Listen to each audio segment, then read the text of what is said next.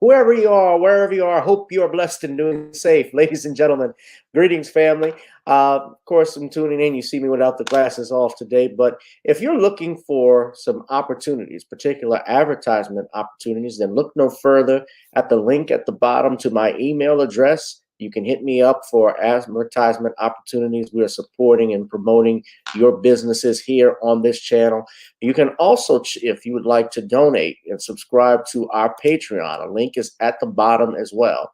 So you have multiple ways in which you can advertise with the platform by emailing me when we go on through our live stream. You also have access to premium content, those that want to see premium content that you will not find here on YouTube or Facebook or Twitter, as I am suspended probably by now. You guys can check out the Patreon at link at the bottom. But advertisement opportunities, definitely email me, gavin.grich1@gmail.com for rates. And for the Patreon, it is the same as the YouTube channel. It is channel gboot2786. All right, I'll holla. Peace. My latest book, The Commonwealth of Pennsylvania versus William H. Cosby Jr., The Destruction of Due Process in America. For approximately 2 years now, I have gone on a painstaking quest to investigate the rise and fall of an American icon, Bill Cosby. In the mid-1980s, there was not a star that was higher than Cosby. Advertisements with Coca-Cola, Jello, Kodak, along with the #1 television show for 5 straight years in a row. On Thursday nights, it was must-see TV on NBC. Cosby resurrected the genre of the traditional family sitcom that was once thought dead by television critics. He did this as a Black American with an all-Black cast and showed mainstream network executives in white America that it was possible to be successful without showing the worst in people. He also demonstrated the power that television had, as it can make younger people dream to be the best that they can be. However, like many celebrity stars, unfortunately, they all come crashing down, sometimes by their own fault, others not so much. In this book, I attempted to highlight certain things. We go in depth into both of his trials in 2017 and 2018, respectively. What if I told you that these criminal trials were politically motivated by an overzealous district attorney? Will you also be shocked to learn the attacks on Mr. Cosby did not start in 2014, but also in the 90s, not long after his attempted quest to purchase a major network? From where did all of these allegations of sexual misconduct come from? Were the accusers telling the truth? In the 2 years of research, with some help from others interested in learning the truth and facts about this case, we discussed both the legal reasons why his prosecution and trial were illegal, unwarranted, and also the possible personal motives as to why this may have occurred. Most importantly, we warn about the dangers of prejudice and why trial by social media, or mainstream media rather, should never be the norm. All this and more in The Commonwealth of Pennsylvania versus William H. Cosby Jr., The Destruction of Due Process in America. Available on Amazon this fall in Kindle and paperback format.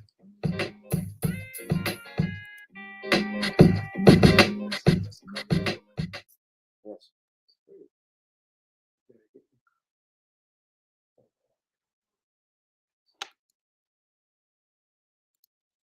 Wherever you are, wherever you are, I hope you are blessed and doing safe, ladies and gentlemen. The place to be is right here with me. It is Random Topic Tuesdays, only on channel GBoot2786. Wherever you are, I hope you're blessed and doing safe. Tonight on our channel, we discussed the following. Deshaun Watson suspended for 6 games by the NFL. Was it fair? House of Representatives passes H.R. 1808, the latest gun control measure.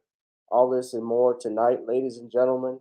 And joining us will be the Honorable Judge Joe Brown, who will come and talk about demasculation and emasculation in this country and how damn frustrating it is. Also, he's going to promote his barbecue sauce. But I figured I'd get the impression out the way before the judge comes on. But we also have our brother Bernard, who's in the he'll be coming in soon. So we'll get started in a minute. Of course, in the meantime, hit that like, share, and subscribe button if you have not already, because YouTube has us on a shadow ban and demonetized, but we like to still let people know we're here. So subscribe to our 2 channels, GBoot2786 and Gavin Richard. Share it with your friends. Share and share alike, ladies and gentlemen. Also, of course, we have the Cash App and PayPal, as well as Google Pay and Zelle, in which you can support us. And we may take some calls later today, but not at the moment. But hit that like, share, and subscribe button.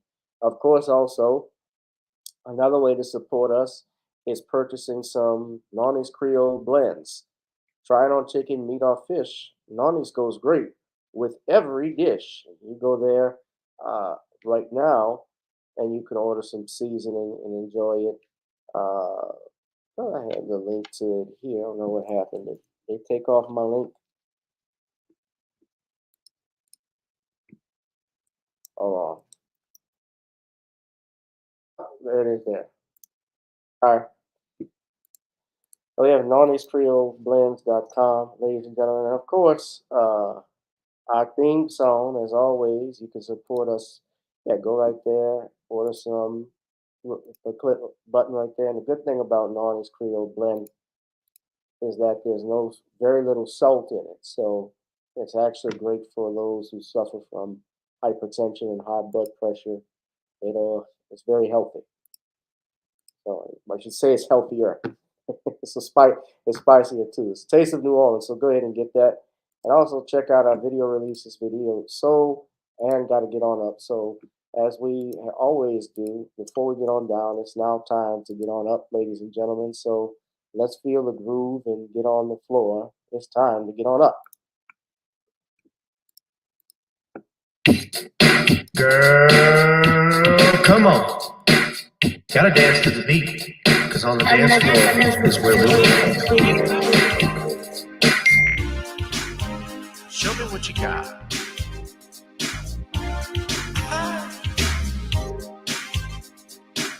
Gotta feel the groove. Feel the groove, get on the floor. Get on the. Right now the party's wasted. There's nothing much to do. But once the groove gets started, tell me, what do you have to lose? Just look into my eyes, girl, as we glide across the room. And what to my surprise now, the beat takes hold of you. Now if you're feeling like I'm feeling, so come on baby, let's start dealing. Time to get this party started. Ain't no time for the broken hearted. When the rhythm takes hold of you, there's only one thing left to do. Cause the beat is really moving. Time to get your body moving. Gotta get on up and move your body. Cause when the beat is really grooving, it's time to feel your body moving. Gotta get on up and shake something. Feel the groove, get on the floor. Get on up. Tell the DJ play the whispers. Rock steady in the mood.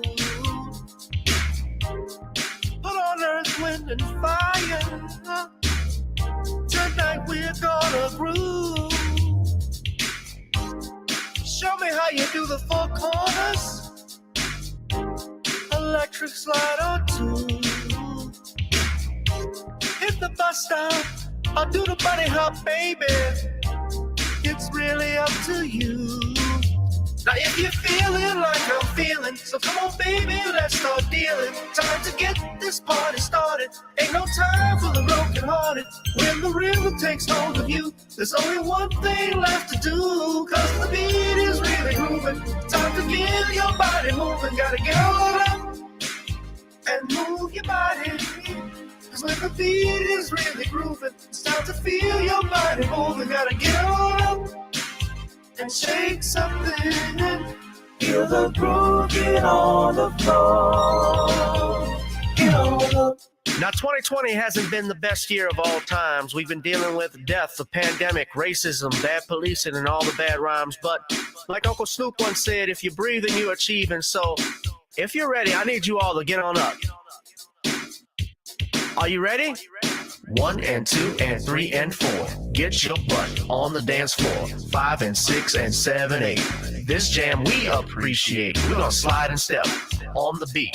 On the dance floor is where we'll be. Feel the groove, get on the floor. Get on up and move your body. Cause when the beat is really grooving, it's time to feel your body moving. Gotta get on up and shake something.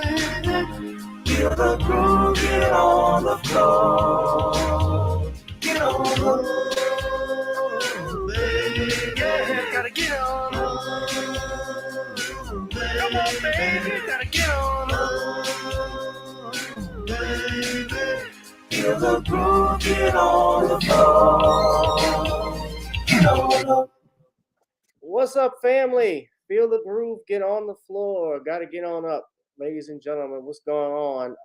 I'm your humble host, Gavin Richard. Welcome to another issue of Random Topic Tuesdays, only on channel GBoot2786 and Gavin Richard on our YouTube channels. And also if you're watching on Facebook and Twitter via Periscope, enjoy. And of course, I have a special guest, another one who came in, Dad.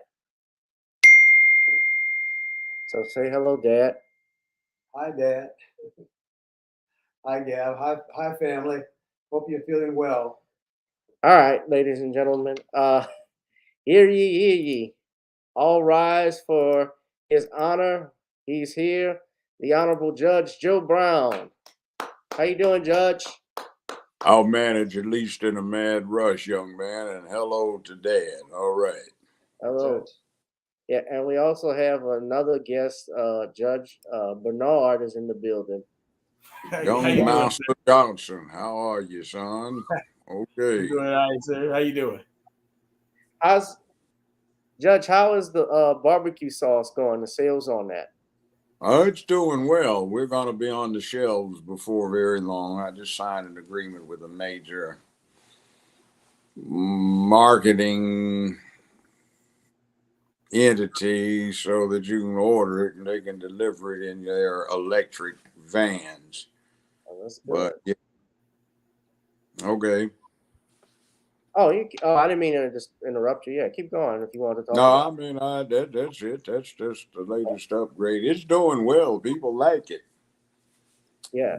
We have recipes too. So it is what it is. And if you're in Los Angeles, California, you can go to 79th and Western down in the hood, and on the corner there is an establishment known as D's Original Takeout Grill. That's D as in Delta.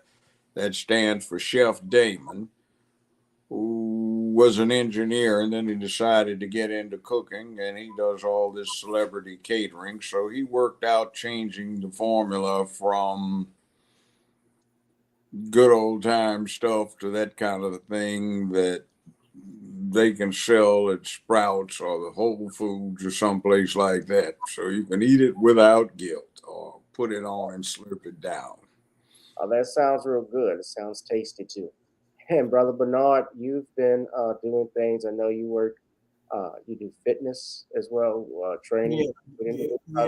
I've been doing it all. I've been at summer camps, talking to children and everything. Well, I'm not just talking to them, but going to see what the programs are like. But you know what? I was talking the other day, and we've been talking about this manhood thing, right?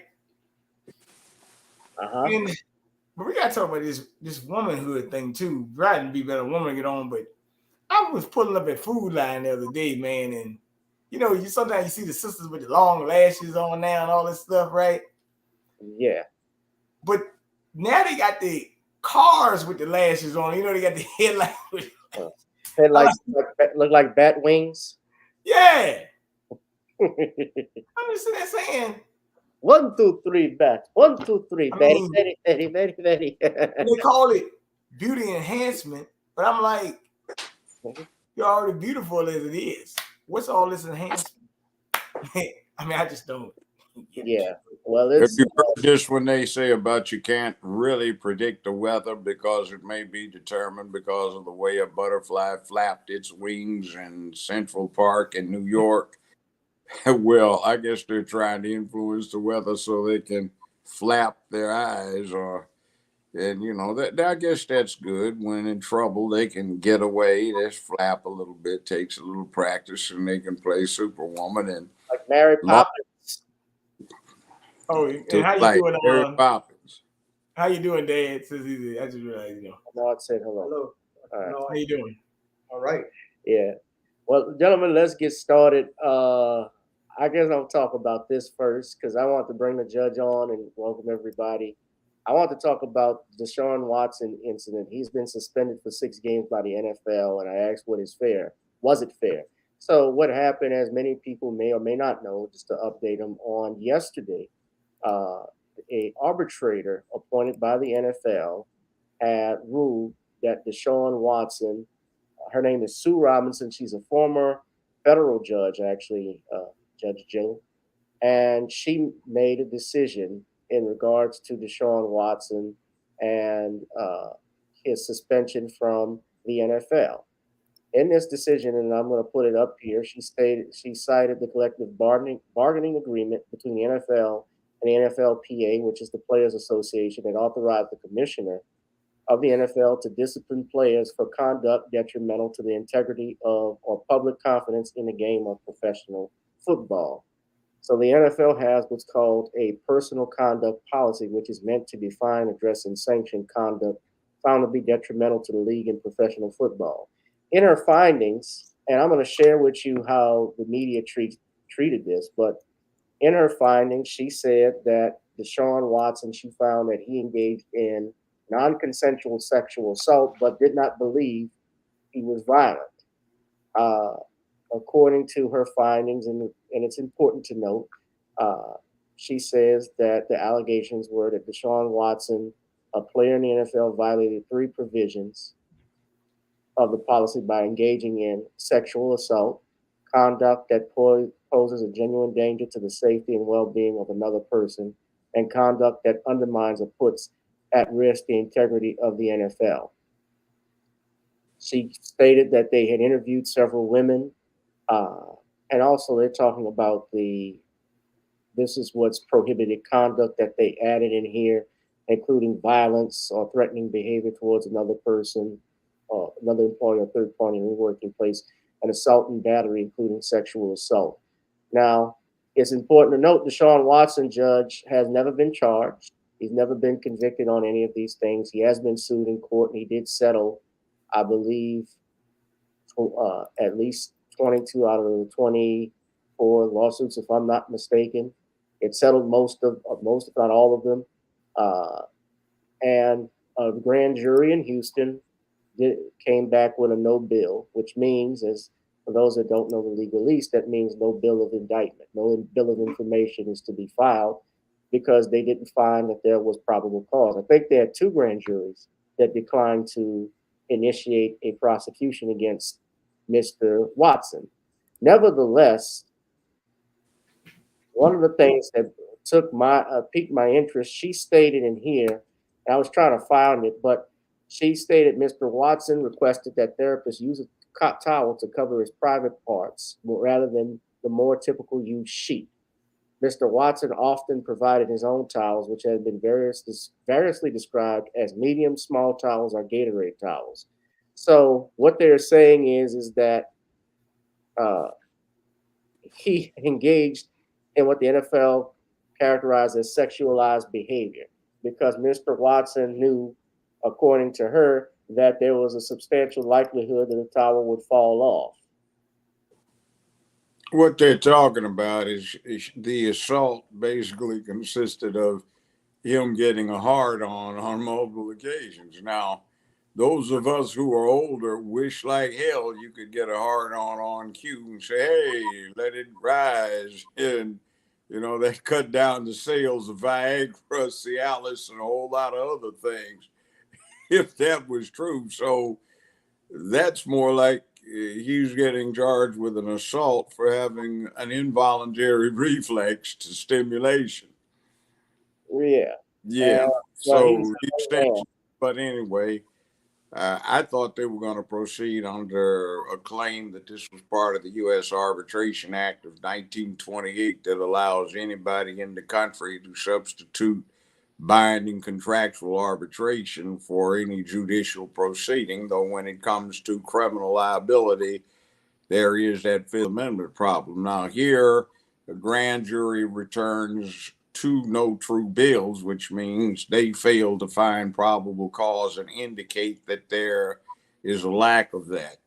Well, that's kind of interesting. That basically puts it back into the realm of unproven or unprovable allegations become sufficient to deprive someone of property, in this case, economic interest, liberty, meaning the ability to continue to engage in this voluntary vocation of playing professional football. So that's deprivation of liberty and property out of the 3: life, liberty, and property without due process of law. It's an interesting conundrum that is becoming more and more apparent these days. And from what I was reading, it looked like it was simply an unpleasant situation that has been temperamentally carried into a battery or an assault, which, by the way, that might be a better better claim, because an assault, unlike the ignorant stuff they put out now, is supposed to be something that causes a person to reasonably apprehend that he or she will be subjected to an unpermitted touching, not done in the sense or spirit of pleasantry. Mm-hmm. A battery is that unpermitted touching, not in the sense or spirit of pleasantry. What that means is you come up and slap somebody across the back. Hey, John. Oh, I'm sorry. I didn't realize it wasn't John. I mistook it. See, that was a slap in the sense of pleasantry, a vigorous pat on the back. That's not a battery, but people who, well, that's too complicated to understand. They want to term the whole thing assault now, which is out of the picture. And you remember the classic English case on assault. An old man sued a young man, and the alleged assault was Sir, if you weren't so old, I'd run you through with my sword, but you're not worth the trouble. So since he indicated that he was not because the complainant was too old, that was not something that would reasonably provoke an apprehension that there was about to be an unpermitted touching, or in this case, getting run through by a sword. So he's on the table, she's massaging him, and the towel gets to rising. I mean, Well, yeah, or he jacks off, according to the right. complaint. So how long you stayed while he jacked off? I mean, Yeah, why'd you leave the room? I said, hey, let me go get some ice water it's for on you. my arm. Ugh. She waited until he jizzed on her arm. See, My thing, that, but Judge, my thing too, and I want to talk about the media, but doesn't it surprise you that these women were mostly represented by that lawyer Busby, and he was neighbors with the Texans owner, and supposedly, yeah, that makes it a little suspect. The other thing is that leads into another one of my least favorite topics, that is hate speech that is becoming so popular. In other words, you want to make it criminal or against the law for somebody to make somebody else feel uncomfortable or to hurt somebody's feelings. Mhm. Well, that's not actionable under American law and under the First Amendment unless you defame someone's character and what you say about them is not in fact true, which is an absolute defense to a defamation action. And other than that, you can say practically anything you want to say outside of, well, the case was original Fayette County Welfare League. Uh, the decision was by Judge Bailey Brown, 1962, I believe it was, or four. For the Sixth Circuit, it says unless fighting words are being uttered or something like falsely yelling fire in a crowded theater and the circumstances likely to provoke public disorder, well, you can say what you want to say. Yeah, So we're getting away from that. And oh, I feel uncomfortable. Oh, my feelings are hurt. Well, you know, First Amendment doesn't really give a damn about somebody's feelings right. as long as what you're saying is true about the person. You're a low down, money grabbing, bribe taking scoundrel. What the hell? See, people don't usually bring these actions because when they're in the public domain, you're likely to get stuff brought up during discovery where the person can say, I'm only attempting to prove that he was a low down, bribe taking scoundrel. And then you have New York Times versus Sullivan, 1962. That's a U.S. Supreme Court that's pretty detailed about what constitutes defamation of character when you have a public figure. So, I mean, all of these things, that's going to hate speech and that kind of nonsense. And hate speech, if you take a historical perspective on it, almost invariably turns around and bites the people in the ass that it's supposed to be protecting from hurt feelings within a decade. Yeah. I want to share. Yeah. I want to share with you now. This lady, her name is Shalice Young. She's a columnist for Yahoo Sports. If She you look like read, a feminist. She doesn't well, look feminist. She is a woman. It's not a trans, is it? she says she has a husband, a grown son, and three Well, daughters. yeah, she's I, straight. but I Well, want maybe. the title of this. By Sue Robinson's own findings, it's hard to feel Deshaun Watson's conduct was nonviolent. Now, I'm talking about this because, as I've noticed, and I knew this was going to happen, once he got suspended, once they came out with this, the feminist movement was going to start. The attacks were going to start. They are saying it's a joke. He got suspended 6 games. Well, Ben Roethlisberger got the same punishment when he was accused of rape, which is honestly more severe than what Deshaun Watson is accused of. But what they are saying in here, and I had a chance to read into it, She says the judge acknowledges the crimes were committed, even say they believe the robber will do the same thing again. But since they never actually harmed you with the weapon or their fist and only verbally threaten you, the punishment will be 5 hours of unsupervised community service. You'd be furious, right? After all, you may not have been physically hurt, but the mental and emotional damage meant weeks of vivid nightmares, and even months long later, you're terrified to walk in your neighborhood, the one that not so long ago felt comfortable. This is in a nutshell, is what independent arbitrator Sue L. Robinson said to the accusers of Cleveland Browns quarterback Deshaun Watson in her decision released Monday, the meandering one in which she wrote Watson did commit sexual assault, but in her estimation, it was not violent. Now, just listening to this, Well, it's not violent. Robbery is the forcible taking of the property of another with the intent to convert it to the miscreant's own use by use of force or violence or the threat thereof.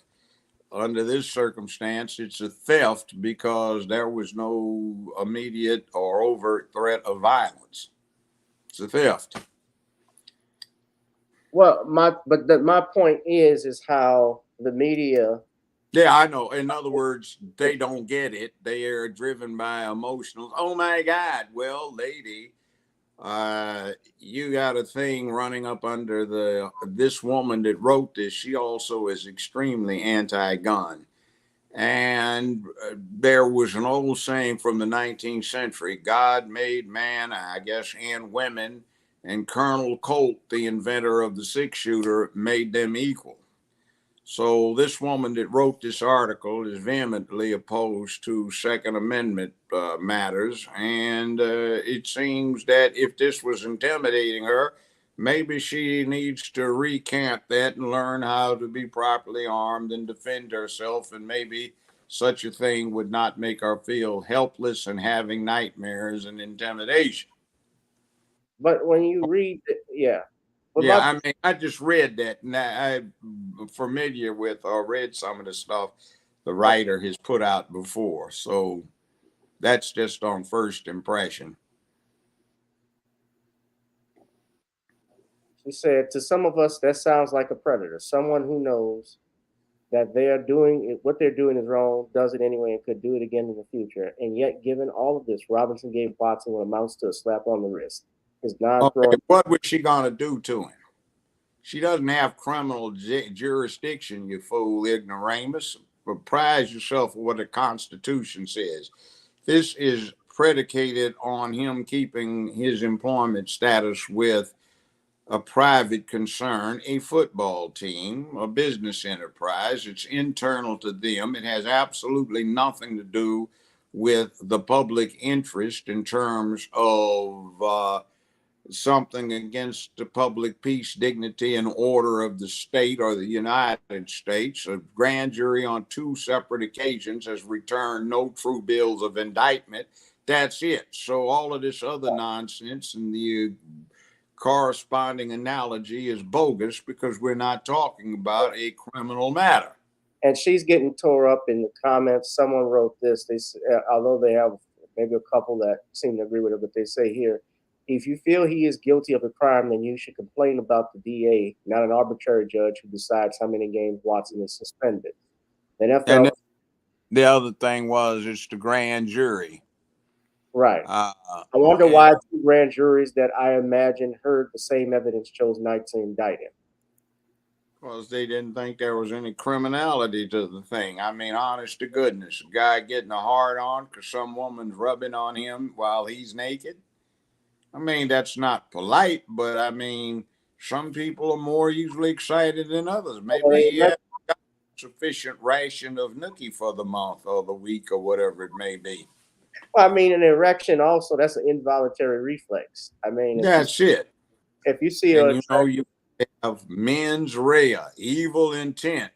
And like I said jokingly, if all it took was intent, we would need Viagra and Cialis. Right. But Bernard, what you got to say about this? Because my thing, and let me just share with this one comment before you come in, Bernard. He says this article is not very subjective. What the writer is leaving out is that Watson wasn't convicted of any crime, and that all of the allegations against him are still unproven. If he were found guilty of a crime, then this story might be appropriate. If I were Watson or his NFLPA rep, I would be appealing the suspension since there's no actual proof that he didn't do anything wrong. Allegations and hearsay are not proof. And he's right about that. But, the thing with the NFL, too, you have to remember is that they're a private organization. They have a 501c3 status. They're tax exempt. And, they gave the commissioner these powers to do such things where even if you are not convicted, just the image of it, they have a right to suspend you, although I don't care for it personally. And I think it's a way of putting you in your place, boy. But Bernard, go ahead and chime in. Massage parlor, man, me a little bit of Robert Kraft. And he put his mouth up and talked about it. Yeah, that's what I'm about to tell you. You took the word from my mouth. Yeah, right? Yeah, Robert Kraft going massage parlors too. And he said it was a shame he only got 6 games. How about this? Crazy, right? How about this one? Yeah. How about men get a right to intervene and demand that Lizzo get banned from public appearances in certain venues, such as sports arenas, because when she takes her fat ass and waggles it around naked, we get so offended we can't get a hard on if we had a flashback. Yeah. Did you see her at the BET Awards? Corey Holcomb made a joke and said she got all the descendants of Fred Rerun Berry to come out and dance so she wouldn't look embarrassed if she danced with somebody that was fit. Well, they had sissy boos out there too. The BET was promoting. But this Robert Kraft right here. See, Robert Kraft was the owner. He couldn't be suspended. But they buried that under the rug and got it out of the way real quick. Deshaun Watson, they kept it on for a year and some change. But this is the thing. NFL basically saying, I'm suspending you on a morals clause. Like, either he did it, he didn't. They were selling lawsuits. I think he's selling 23 or 23 lawsuits, right? So what's the big deal? Just calm down. Like, what is it? Like, why you keep on messing with Deshaun? To me, he could have played. To me, it didn't matter if he played or not. He still got $250 million contract. So what up? And he sat out. Let's not forget, he sat out a whole year. So if I were him, I would be appealing this. And I would have done what Jonathan Vilma and the New Orleans Saints did. Jonathan Vilma and I can't think of the other players, but when they had the Bounty Gate thing, and she cited this in here, Vilma appealed the suspension and tried to get it in federal court. They said, well, you can't get it in federal court because the NFL was saying because you agreed to this under the NFLPA. That's U.S. Arbitration Act of 1928. I got beneficiary of that with my show in a 2007 U.S. Supreme Court case. Also the same thing from the California Supreme Court in the 23-page written opinion issued in 2000. I was a party to that one. But anyway, he agreed to it. I was unaware of the arbitration clause, and effectively what he said was relative to playing, he would be bound by it. But the interesting thing is that they put a lot of these players in a position that would require them to give up a lot of wherewithal in terms of economic gain if they were to exercise their constitutional Fifth Amendment right, Bill of Rights. Mm-hmm. So it is what it is.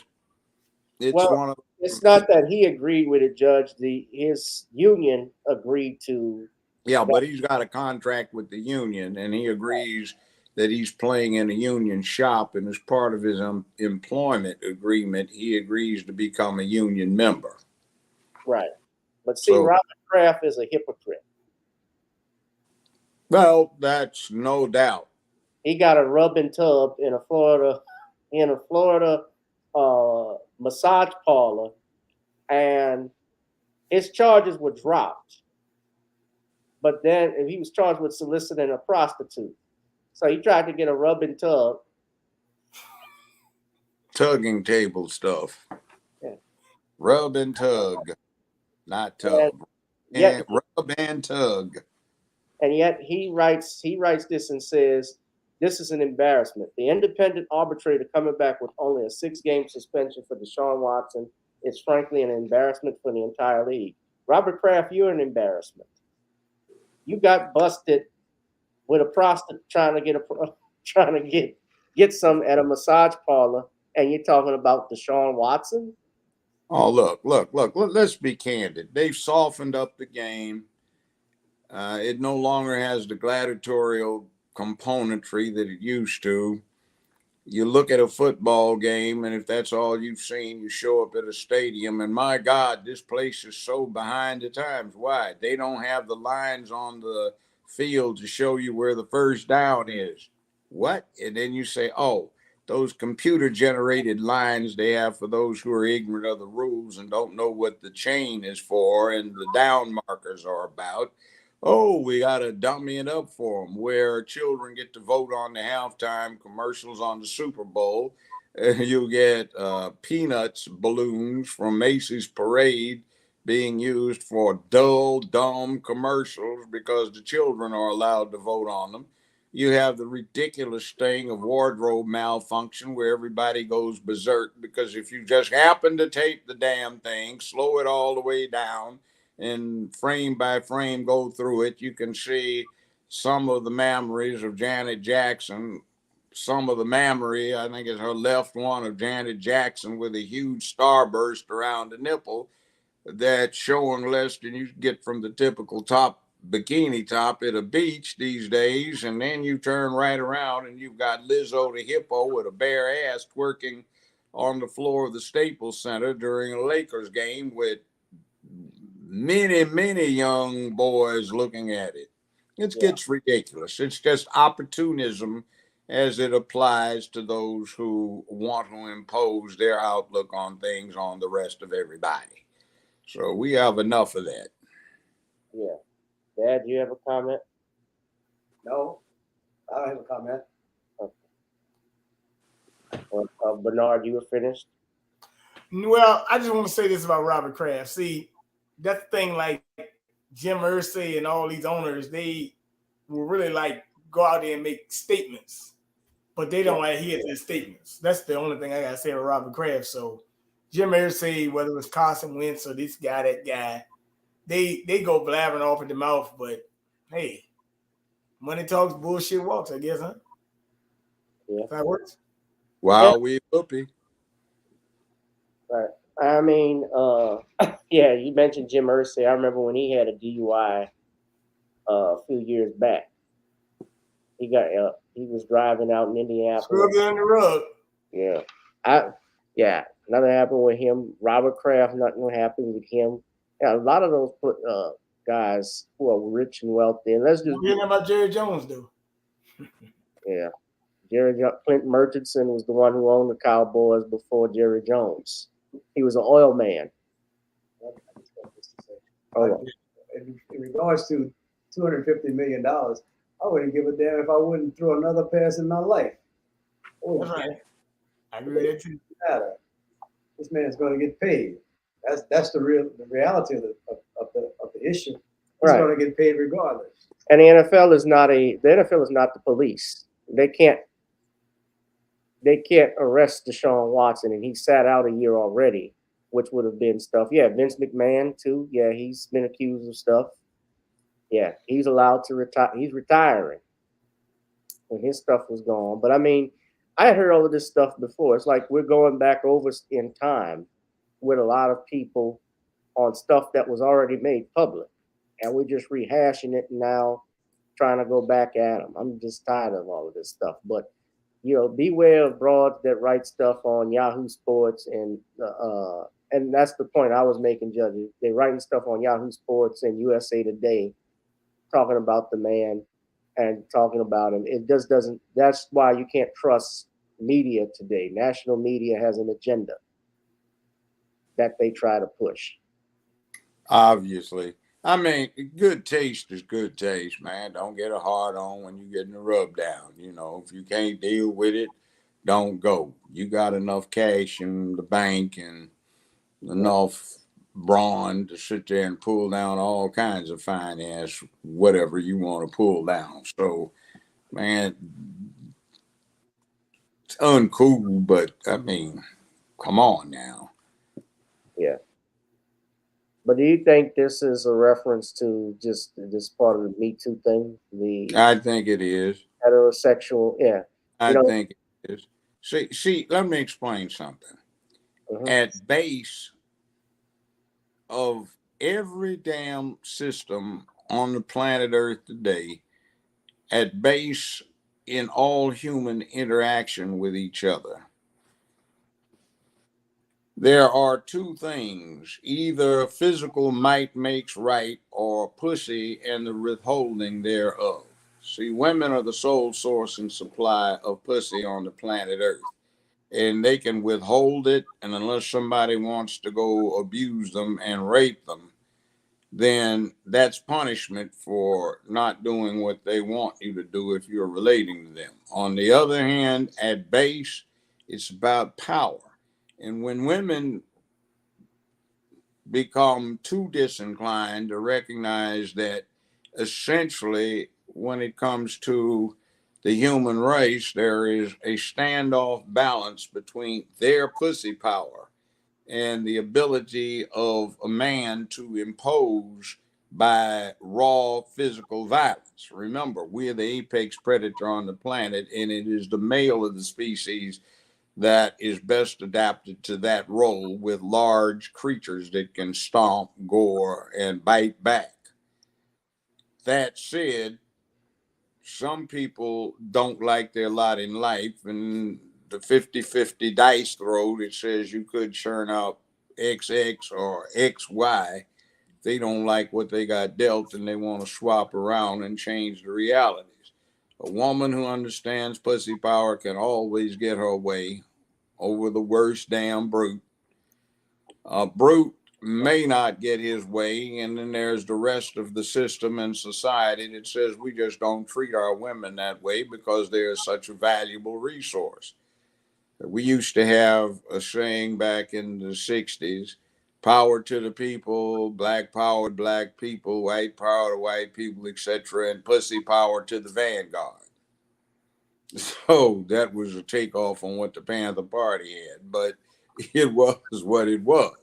So, I mean, some people feel offended that they have those resources. But Mother Nature, you know, there are the bulls and there are the cows, there are the boar, there are the sows. And there are the boys and there are the girls. There are the dogs and there are the bitches. There are all sorts of things. And plumage, smell, size, deportment, they distinguish male from female. But a lot of people, because in the last 2 or 3 decades have decided they didn't like their lot in life, they want to trade off that perspective. We're trying to undo, what is it, 3.5, perhaps 4 billion years of evolution on the planet Earth. While we whoopee, it ain't gonna happen. Be nice, guys. Treat the women like ladies when they act like ladies. When they act like sluts, tell them they're acting like sluts. Do not respond to that. Same thing. Ladies, treat the guys like they're gentlemen. If they don't act that way, tell them. You know, we've had this little back and forth, the war between the sexes, since there have been humans on the planet, and probably some more primitive edition of that from long before. Yeah. And that's just what I'm talking about. Even on NFL's website, this woman, Judy Batista, said response to Deshaun Watson's 6-game suspension represents an important litmus test for the NFL. Well, don't watch the damn thing. Yeah. Don't like it, don't watch it. They say he was a repeat sexual assailant. But I think it's proving, though, that You are innocent until proven guilty has not been criminally indicted, as we've stated, but they still say you're an assaulter. You still assaulted these women. Well, I mean, like with OJ, you killed. You didn't. You were found not guilty, but we still say you did it. well, actually, it's Nancy Grace with her sleazy ass who came up with the idea that he was guilty. Most people today look like down on her and her whole thing, but few realized that she was the one that put that out when she kept saying the evidence against OJ today was devastating. There's no way that the defense can overcome this. When actually, if you look at it, as I taped every scrap of it on the TV set in my chambers, and I was a bachelor, I'd look at it before I went home every day. And it wouldn't, sometimes it would be, it doesn't get any better than this for the defense. And she was saying there's no way the defense can overcome it. You know, what the hell is she talking about? At that point, nobody knew what a sleaze she was. So it is what it is. So now everybody thinks OJ got away with something. Now, I had the opportunity to review all of the evidence in the evidence room, and I know personally some of the people that were called by the state as witnesses for their case. And what I saw indicates they didn't even have barely probable cause on OJ, but they did have it on Mark Furman, the detective. And as a matter of fact, it was strongly indicative of police misconduct. And as a historical reality, 4 of the chief detectives involved on the OJ case wound up doing some time in the California penitentiary for wrongdoing and planting and falsifying evidence in what's known as the Rampart scandal, where they had to let 128 people out of the penitentiary in California because those 4 detectives and others had planted false evidence on them. And as a matter of fact, in the trial that came out, though the sleaze Grace did not mention that, but it was certainly apparent on final argument where OJ had a split screen, and on this side you're looking at the foot of the bed. It says 1:14 a.m. in the morning. There are no bloody socks. And then almost an hour later, when crime scene came in, you're looking at bloody socks from the same view. And in between, the jury saw when the security squad was there videoing stuff to see if anything was going to be stolen by detectives. You saw Furman get told to get out of the place. He had no business being in there. You saw him come back. They panned the camera around, and you saw Furman standing at the foot of this bed, where a half hour previously there were no bloody socks, but right after he leaves, you see bloody socks. Right. And I remember that. Then on top of that, the glove that was found, the glove didn't fit the man's hand. Well, not only that, I talked to the guy that made the gloves, and he said they took a tracing of everybody's hand. OJ had a 2XL, Furman had a L, a large, and the glove was a size large with the label in it. And OJ had a 2XL. One of my brothers, now deceased as of early last year, he was called as a witness on unarmed knife killing, and he said, first off, OJ is right-handed. Whoever killed these 2 people was left-handed. It was a probe because each of them got the same fatal injury delivered onto them with one knife thrust. And then while they were quickly expiring, somebody slit their throats from ear to ear, reached in with some pliers and pulled their tongues out. That's a Colombian necktie. There was blood all over the ground, and there were 2 sets of footprints. One of them was somebody that wore a size 9, and one somebody that wore a size 10 or 10 and a half, and OJ wore a size 12. Right. So, I mean, it's also important to note that he was catching the plane, and the airline pilot verified that there were no cuts on his fingers. Yeah, and the other thing too is that my brother said to Darden and Clark, if he had did all of this, etc., there was no way he was going to get on an airplane that morning, because it would have taken a long time to clean up after all of this. So, I mean, they had no case. The DNA that Nancy Grace said was condemning, well, the guy who was the instructor for the two that the state was trying to rely upon, whom they did not know when they called the third individual, was the trainer, the first two. He said, this is not OJ. If OJ was in fact the donor, this is what the pattern would have looked like. And he juxtaposed them, and there's no way. He said, this shows that whoever did this was somebody from the Northeast Mediterranean area, or Sicily. And there are approximately 96,000 individuals in LA County who could have donated this sample. It is certainly not indicative, and certainly does not narrow it down to OJ. And then we had testimony remotely that the jury didn't even hear, but that was there from two witnesses in the Witness for Protection Program. And guess what they said? Some people with Sicilian backgrounds were interested in conveying a message to them, and they just thought Nicole was an ordinary, affluent junkie in the West Hollywood area who was known as what they call a fag hag to the gay community down on Santa Monica Boulevard, known derisively as the Boys Club in LA. So she bought a lot of drugs for that bunch and liked to hang with them. And that was what apparently they were alleging Rod Goldman was into. And then that thing about he was getting jealous, well,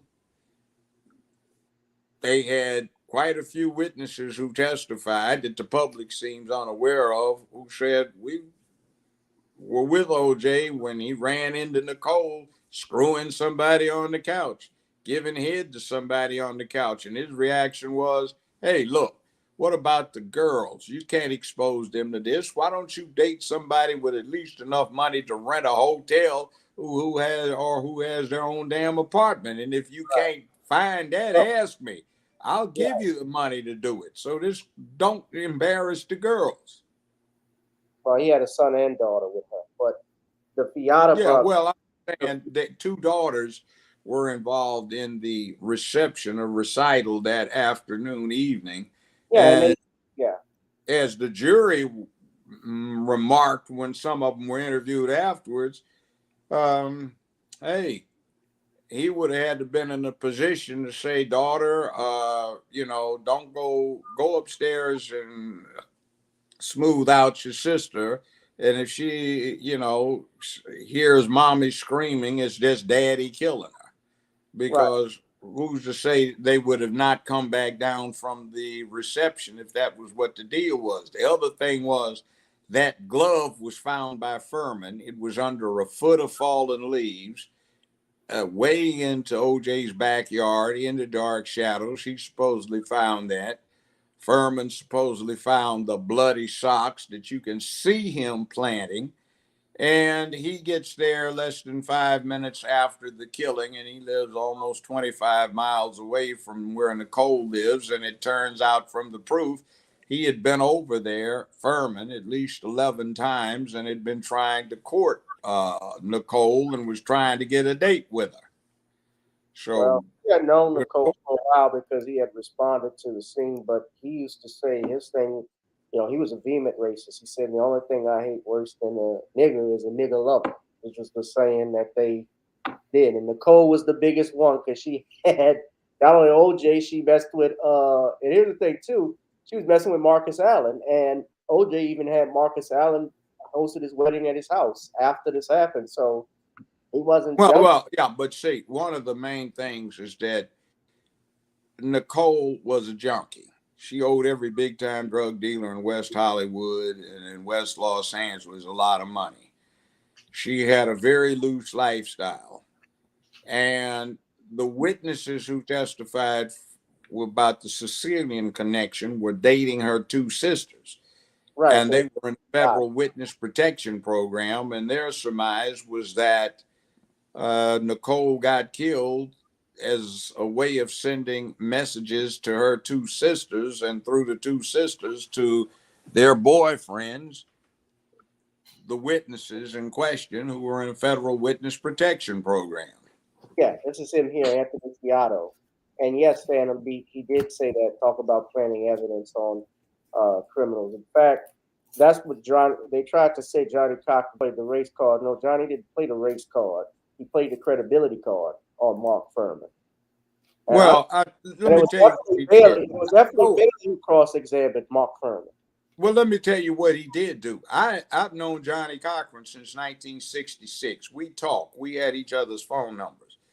What he said his strategy was is after getting to a neutral venue for OJ, where there would likely be black prospective jurors, he said one of his objectives was to get as many black folk over 45 years old or close to that as he could, because if they grew up in Los Angeles, they would know how lacking in credibility LAPD at the time happened to be. So they would buy into this readily that it was a frame job. And that's exactly what happened. And it was helped by Marcia Clark and Joe Darden giving one of the most inept and incompetent prosecutorial performances I've ever seen in 50 years. Mm-hmm. It was just disgustingly off-brand. They had the jury damn near spitting on the ground every time they stood up. Yeah. So it was brilliant defense work, and I think he probably would have been found not liable on the civil side if he had had an equal defense team to that he had for the criminal matter. I don't think that defense team was as good, frankly. But he had an all-white jury, too, which I think factored in. Yes, because they weren't smart enough to change the venue. Yeah.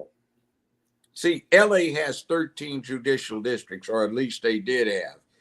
And one of the things is the central districts, instead of just drawing from the surrounding area, they got changed so they drew from the entire county. Why? Because they said too many high-dollar civil matters involving contract law arise in these particular districts. So the typical black and Hispanic prospective juror, and this is really racist and insulting, was insufficiently educated to be able to comprehend what was going on. So for those districts, instead of having the jurors drawn from just those districts, they would be drawn from the entire county, which would pretty much dictate that you had heavily white juries, which Cochran was trying to avoid. Now, Cochran used to be with the DA's office back in the 60s and early 70s, so he knew his way around the courtroom. And I guess what was going on when I saw Clark and Darden, actually, I was an adjunct professor at the time, and I wound up using clips of what they did as an exemplar of how not to do it. Right. Objection, Your Honor. Overruled, Mr. Darden. Objection. Will you sit down, Mr. Darden? Object. With Mr. Darden, not one more time. And the jury is just like, oh, God, you know. Yeah. Yeah. And he actually threw up after the verdict. Oh, we lost. Oh, my God. One of mine got away with killing one of theirs. No, you just had the wrong case, fool. And it didn't even dawn on your dull ass self what was going on. And Marcia Clark was just the height of ridiculousness. That was so piss poor embarrassing. I talked to some of the LA County Superior Court judges who dropped in during the course of the trial. They said it was an disgustingly inept performance by the prosecution. They just weren't ready for it, and their surmise was they'd been used to so many lawyers who were not trial savvy taking a dive or getting run over a steamroller that they assumed they could do it. And it just happened that a number of the judges in LA County Superior Court I had been personally acquainted with, or had, in some instances, actually recruited to law school years before. So I had some people to talk to. Yeah. Well, definitely something you can put in your law school on how not to prosecute a case and what to do when you are a criminal defense attorney, because F. Lee Bailey and Johnny Cochran, they really turned that case around. Shapiro is a snake, because Shapiro is now going on against OJ. Shapiro is an arrogant, egotistical narcissist. Right. And allegedly, I don't know him personally, but yeah, too bad you wouldn't get a chance to shine on this one. Well, he was the one that told Darden. He was the one that told Darden make, I think, or it was Bailey, I think, that said you should try on the glove. Make him try on the gloves. As we gonna try it, and he tried it on in front of the jury, and it was clearly tight. They tried to come up with some BS saying, "Well, he took some medicine that made it swell up." No, that didn't happen. Oh no! What happened is I talked to the guy who owned the company that made the glove. They took a hand tracing. OJ had a 2XL, and that glove was a size large. It wasn't an XL. It wasn't a 2XL. It was a large. Yeah. I want to move on to the next topic, but someone had asked me, Donald asked, did I watch what the commentators were saying going in on Watson? I have not. It's not a surprise to me that they would go in on him. That's what they do to all of their boys in the NFL, because that's what they think of black players in the NFL. And, you know, a lot of those players, I'll be real. Who cares what them suckers say? No, who cares what they say? They're out of shape retired players, or they never played the game at all and got a job because they knew somebody and they do commentary. Just like I don't care. Trying to appeal to a certain select audience. Yes. Just like I don't like, I mean, ESPN, I think their ratings, especially on First Take, have gone down in recent times, especially because they have a lot of agenda-driven stuff. And I don't watch Stephen A. Smith. I know he always gonna say something stupid. You know, Kwame Brown. I know you interviewed Kwame Brown, Judge. He doesn't like Stephen A. I know who does. Stephen A. Smith or Molly Curran. I don't care for her either. I mean, I'll watch Undisputed from time to time, but I don't know what Shannon Sharp. What did Shannon Sharp have to say? Because if anybody knows, because he usually will go in on stuff, but he might be taking their side. Who knows? You know what? To give you an exemplar, Dana and I do this thing on Formula One racing. We are fans of Sir Lewis Hamilton. Right. Okay. Who is the only black man raced in this, and he's the GOAT. He holds every single record possible to hold, except one. He's tied with the absolute numbers of world championships, and he got cheated by what the sport admits was human error out of being an unprecedented 8-time world champion. Okay. Mm-hmm. We watch it. Now, when you get the announcers, there is a hot race going for first, second, third, and fourth. Are they letting you hear that, look at that, analyze that? No, they're talking about there's a real battle going on between so-and-so and so-and-so for place 14. Who goddamn gives a damn? You know, there are no points. Nothing's a pickup. There are only 20 cars in the damn race, and 3 of them have dropped out, and you're talking about a hot race for position 14 and 15. Like, where did you come in with this? And it's the same thing when you get to this sport. Somebody is blathering on about, excuse me, what the hell does that have to do with a damn thing anyway? Yeah. And where did they get quality? Have they ever played football? Or, excuse me, they ain't that fine to be that kind of eye candy, so you disregard all of the blathering. It is a sports event. And I think a lot of the sports events trying to appeal to women, I guess to incite some little Lollipop's interest and always wanted to be a coach for an NFL team. Well, you're 5 feet 2 inches tall, 115 pounds, and you're a girl. So, I mean, don't you think you ought to go deal with a girl sport instead of trying to be a commentator or a coach for an NFL team? I mean, how the hell are you supposed to coach something that you've never played? I don't get it. Now that's Molly Karam. She used to be Jalen Rose's wife. She's not a bad little woman. She's fine, but she'll say some stupid stuff from time to time. So no people, if you read the comments on First Takes YouTube, they always say negative stuff about her. And then you got Stephen A. Smith with the Jason Voorhees haircut over there.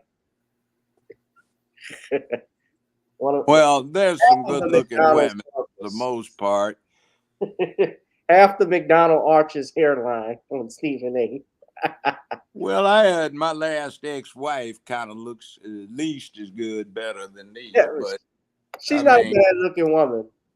No, she's not. But you know, there's a point where beauty queen has absolutely nothing to do with the topic at hand. They make nice eye candy, but come on, how about a little bit more savoir-faire? Have you seen Joy Taylor, Jason Taylor's sister? Oh my gosh.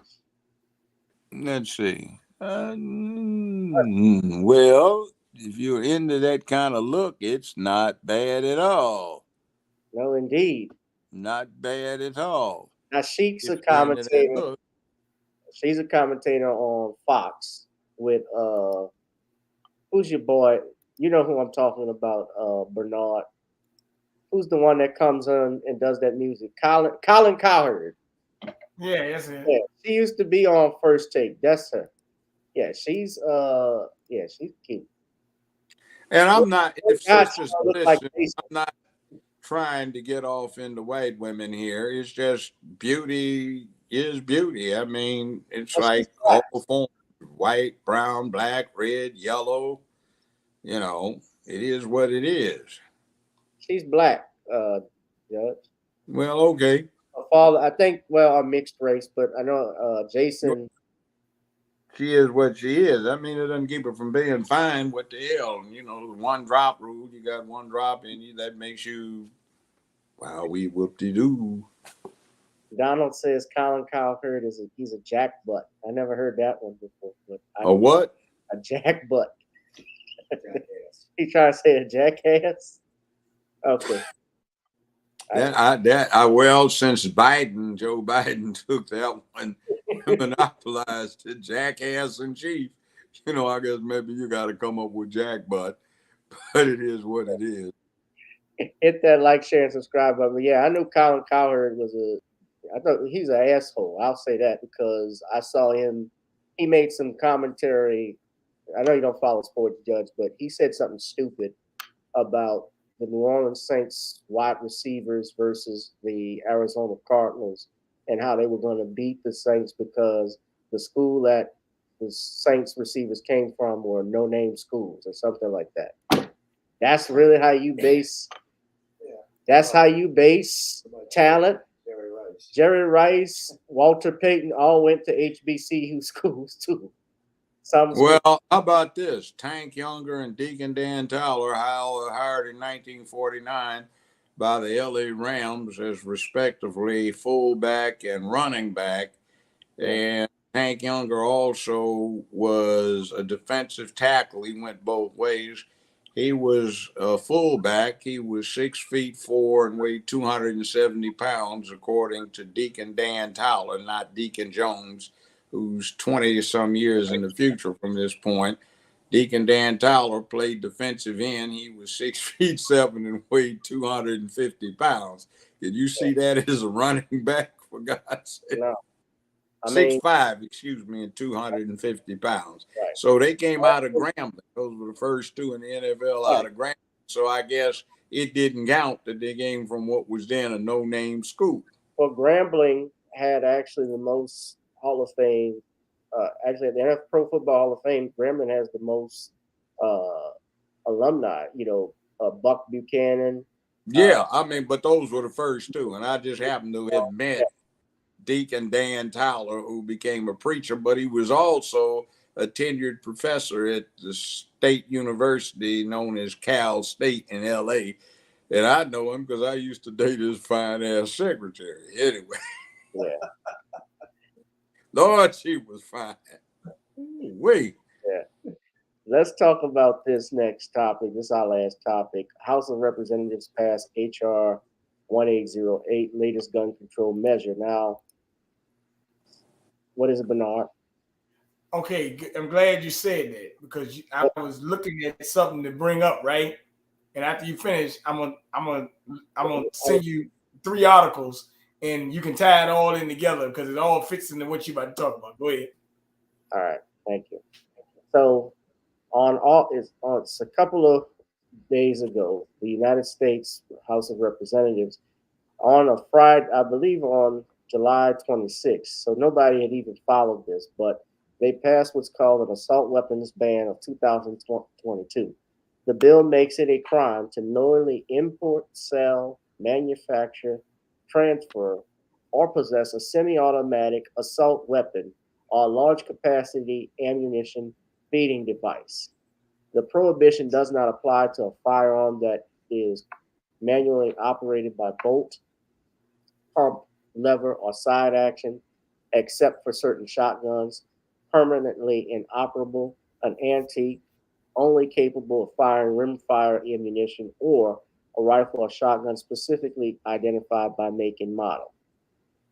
Now, well, see what happens is that means for every damn gun you have in your case, and that includes semi-automatic pistols, you have to make an application and go through a background check on the federal level and wait 6 months to a year and a half for clearance and pay a $200 transfer tax if it's under NFA. So that is absolutely ridiculous. And you notice the difference between this piece of garbage and the 1994 Act is that one did not make unlawful the possession of the weapon. It made it unlawful to transfer or import one with those specifications that were prohibited now, or certain designated models. Now, the fact of the matter is AR does not stand for assault rifle. It stands for Armalite. right. And the one they are so offended by, the AR-15/M16/M4 and all sorts of appearance clones, was patented in February 1952. That's 70 years ago, so it ain't nothing new. And semi-autos have been in the hunting fields for 120 some years almost. So they want to make everybody confined to antique weapons, and the only thing they seem to approve of is 6-shot revolvers, not even the 8-shot editions. So they want you to go back 120 years for the technology and deal with a bolt action rifle, which they specifically exempt. The United States government adopted one in 1892, and the German army adopted the first one in 1841. So that's absolutely ridiculous. They want you to be limited to 180 some year old designs and 125-year-old designs in terms of what you can use. That is preposterous. Yes, it is. But I want people to read the top of this. It says here, H.R. 1808 in the 117th Congress, second session, to regulate assault weapons to ensure the right to keep and bear arms is not unlimited. Yeah, well, guess what? There is one thing. You remember what Marbury versus Madison is about, where the Supreme Court established its paramountcy to declare acts of Congress unconstitutional? Yes. Congress passed something that allowed that situation to be set up, and they said that it was unconstitutional. I think the current Supreme Court would declare this garbage unconstitutional. Yeah, so it infringes on the Second Amendment. And it's where in the hell does a right, the second one listed in the Bill of Rights, become subject to limitation? It says it shall not be infringed. That's right, shall not be infringed. And one of the things I'm thinking of doing if I become mayor of Memphis when I run next year is evoking some provisions of the Tennessee law that allow the mayor to set up a city-sponsored militia. And this would be a community militia. So that would be a clear exercise of the Second Amendment. Now, I don't think this is going to stand muster, and thank goodness for the GOP-controlled U.S. Senate, who will not let this conspicuous garbage go through. See, one of the reasons for the Second Amendment is to keep these fascist little fools, this time from the left instead of from the right, from imposing their will on the people and instituting a tyranny. Instead of having jack-booted, goose-stepping political thugs imposing fascism, you've got little pink panty-wearing, switching and twitching, confused gender-wise freaks or confused sexual role or gender role stuff types who want to impose their tyranny on the American public. Now, don't get me wrong. If somebody wants to be gay, that's their own damn business. Get their freak on in their bedrooms. But, you know, they're trying to impose LGBTQ, the cult, as an official religion. And when I say that, I would say it in this context. If you're a Jew, you're a Christian, you're a Muslim, you go to synagogue, church, or mosque. If you are a Hindu, you go to a temple. Buddhist, Zen practitioner, you go to a temple. But the last several do not have a God in their religion because it's a system of philosophy. What we have with LGBTQ is a cult with a system of philosophy. And just because somebody's gay does not mean they support LGBTQ, the cult, any more than being Christian. You supported Reverend Jim Jones and drinking Kool-Aid at a large church picnic. Nor, if you're Islamic, does that mean you support Al-Qaeda or ISIS. So, I mean, we've got a thing where you cannot have anybody saying Christian, Jewish, or Muslim prayers in a school sanctioned by the school, but the school can force the students to study being gay or being tranny or whatever the confusion may be. Let me bring up something here. Before you bring up Bernard, I just want to point this out. I need to mention this. This is, I believe, this is an amendment to. It's a bill, but it amends the United States Code, Title 18, Section 921A. Is that what it's amended by adding at the end of the following? And it's important to note another thing. It was passed 217 to 213. Now, everybody ought to go. I don't have the list of the votes up because I put it on the actual bill here. But everybody ought to check out the who voted for this. And they need to vote them out of office. Vote to punish as judge. We got 217 Democrats. Yeah. There were 3 Republicans that joined in. Is that right? Yeah. So it would have been, instead of 217 to 213, it would have been the other way around. You need to turn their asses out. We had primaries tonight. In those states, ours isn't until Thursday. I don't even know what my primary. I don't think we have it yet, but I know they got Gary Chambers running for senator. The term semi-automatic assault weapon means any of the following, regardless of country of manufacture or caliber of ammunition accepted. See, first off, an assault rifle is, by military and international definition, a fully automatic weapon. In other words, it's a machine gun, first and foremost, that has the option of firing semi-auto. Hell, the old-time Tommy gun or Thompson submachine gun had the same option. In other words, hold the trigger down and you keep firing until you let up off the trigger.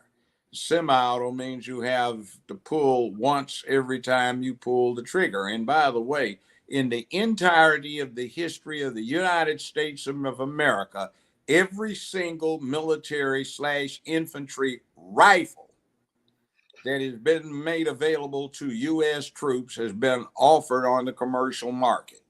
Though thanks to the Well, 1934 act that they had, you had this new category known as machine guns that require a federal registration, background check, and payment of a $200 transfer tax, for which you get a stamp like you would if you paid the tax on sale So, to sell whiskey. So it's so this interesting. would make so this just reading this, when you say semi-automatic, and everybody knows this is one squeeze. A semi-automatic pistol means when you pull the trigger, only one round comes out of the chamber. Everybody in the United States who is a gun owner, I'd say 95% or better, owns a semi-automatic weapon because that's what's sold at the sporting goods stores. That's what's sold online if you purchase. Now, assault weapons, as you call them, and I think that's a misnomer because even a semi-automatic weapon could be considered an assault weapon. So could a knife. It's used to assault someone, but we use that.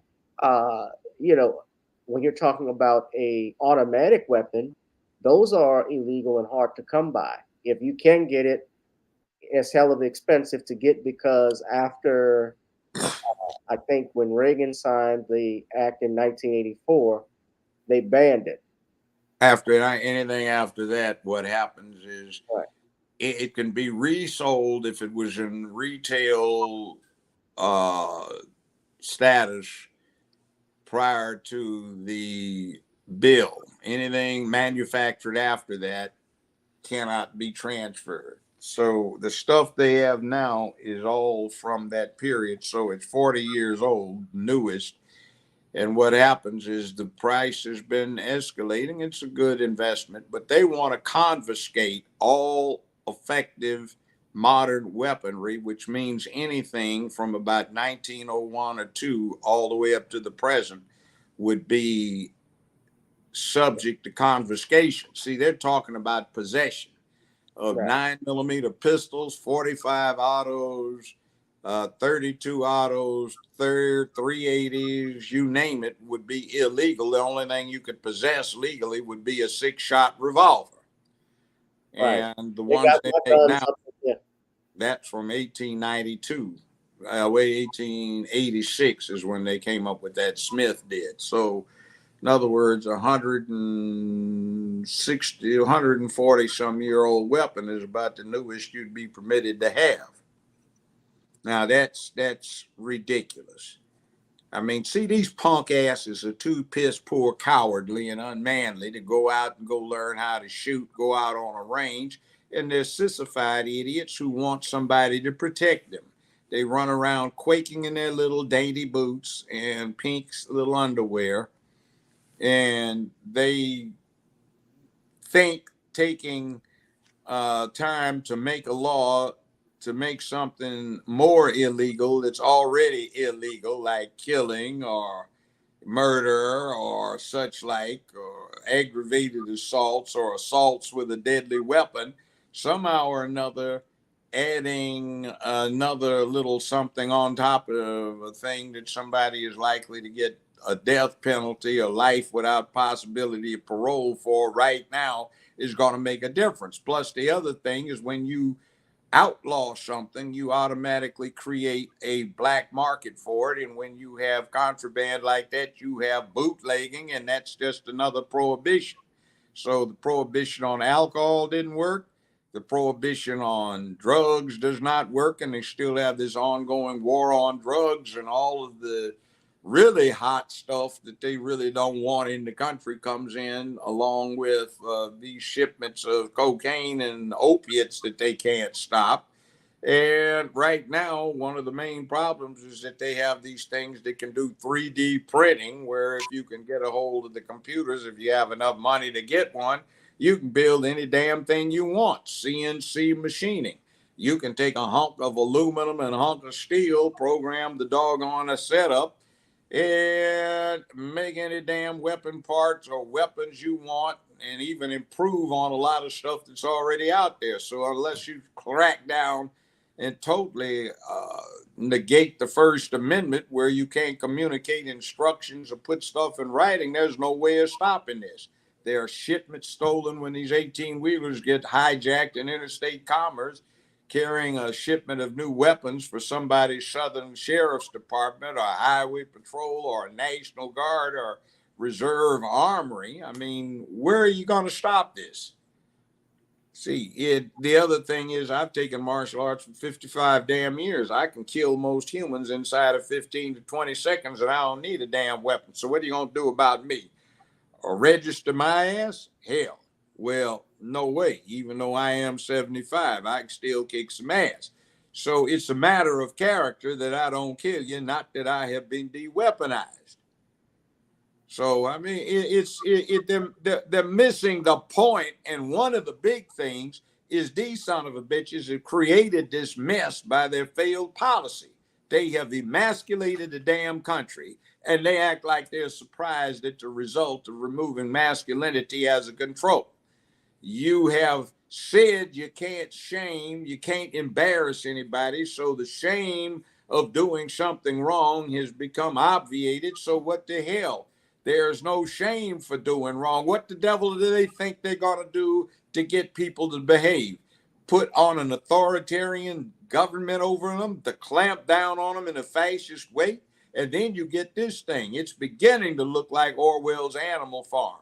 So a lot of these folks are beginning to look like the denizens of the pig pen in Orwell's Animal Farm. And that's exactly what it is. And we need to resist this, because anytime you want to be a free people, it's a dangerous thing, and there's collateral damage to it being that way. It's like, okay, we want transportation. We want fast transportation.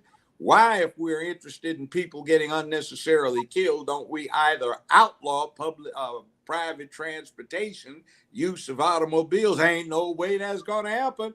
Why don't we start having people more vigorously trained and tested for license purposes before they can operate a 2.5-ton vehicle with enormous potential energies at play that can really smash somebody up and kill 7, 8, 10 times as many people as get taken out by some kind of specified weapon? See, this is nothing but rank hypocrisy, because they're not going to give up the collateral damage by giving up the primary implementation thereof. In other words, people are not going to be dependent on public transportation most places around this country. Yeah. So, I mean, hey. Right, and this is not going to stop. The main thing with me, it's not going to stop crime. We have gun control bills. If you go in cities like New York, Chicago, Washington, D.C., they have some of the toughest gun laws, but they have the highest crime and murder rates. So it's not going to change that, and the criminals are not going to listen to this. It's law-abiding citizens who will actually listen to this, those that are sheep who will follow the shepherd, but this shepherd is not going to lead you into the pasture. He's going to lead you over the cliff. King Bernard, you have a comment? Well, yeah, like those 363 articles in Messenger, but like it's very, it's like with this gun thing, they go on an overdrive with it. But that's why I sent you an article about the facial recognition and all that stuff.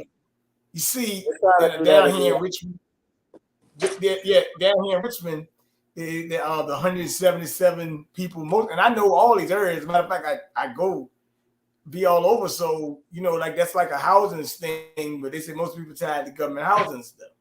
Another one was the guy in McDonald's that got shot and drafted. Well, if that's going to happen, you need something to protect yourself. They're saying, hey, I'm going to let you get killed, but don't protect yourself. You just go ahead and take it. The average citizen ain't going for that. But my thing is, to me, it was like a smoke and mirrors thing, because this bill that they passed in the House just happened last week. And they didn't really get a lot of press, but yesterday at 7:30, they had Biden come in and address the nation on a leader they supposedly killed out there in Afghanistan that was second in command to bin Laden. So if you really think about it, once again, smoke and mirrors, they tell you about this that happened, which you killed a guy with a drone strike. You got Pelosi over in Taiwan, but the people right here don't even know that this ain't nothing but no form of a crime bill, because in 94, they passed an assault weapons ban. Same script again. People got police. Well, you know what's good? You know what's good? 1994, it caused the Democrats to have a disastrous midterm result. And even though they have not passed it through the Senate, which I don't think they're going to do, same effect. I hope it intensifies this disaster that the Democratic Party is going to suffer in these midterms so that they can lose control of the House and can cement the Republicans in control of the Senate so we can stop all of this foolish nonsense. I mean, I'm not pro-Republican, but I'm certainly anti-Democratic Party, and I'm an independent. Yeah, they're going overboard with it, but they like even this thing now, they like I just want to, and Judge brought this up before with Wikipedia. Like it's like you want to fact check everything, and you want to do this. Last week they said you're in a recession.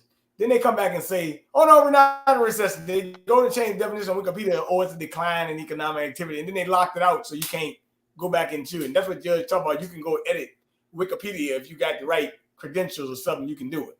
So they look. You don't need the right credentials. You go to Wikipedia, see that little cartoon pencil over on the side. Yeah. You click that and you put in your email address so they'll know where it came from. You can make any changes in it you want. That doesn't even, it's instant. The changes become instant. So I have to go on my site to correct stuff that people put in there through malice on a regular basis. You can do anything you want without anybody regulating what you do. You just add it and it stays there. That little pencil, you click on it.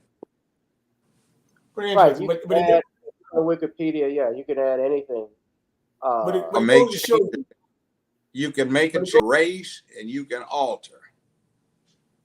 Well, I just want to say it go to show you whenever the narrative is convenient for them, they change the narrative. If it's convenient for you, then they villainize it. This thing with guns. Everybody on this panel talking, me, you, Gavin, has one. Probably 2 or 3, maybe more, right? Whole lot more. Nobody.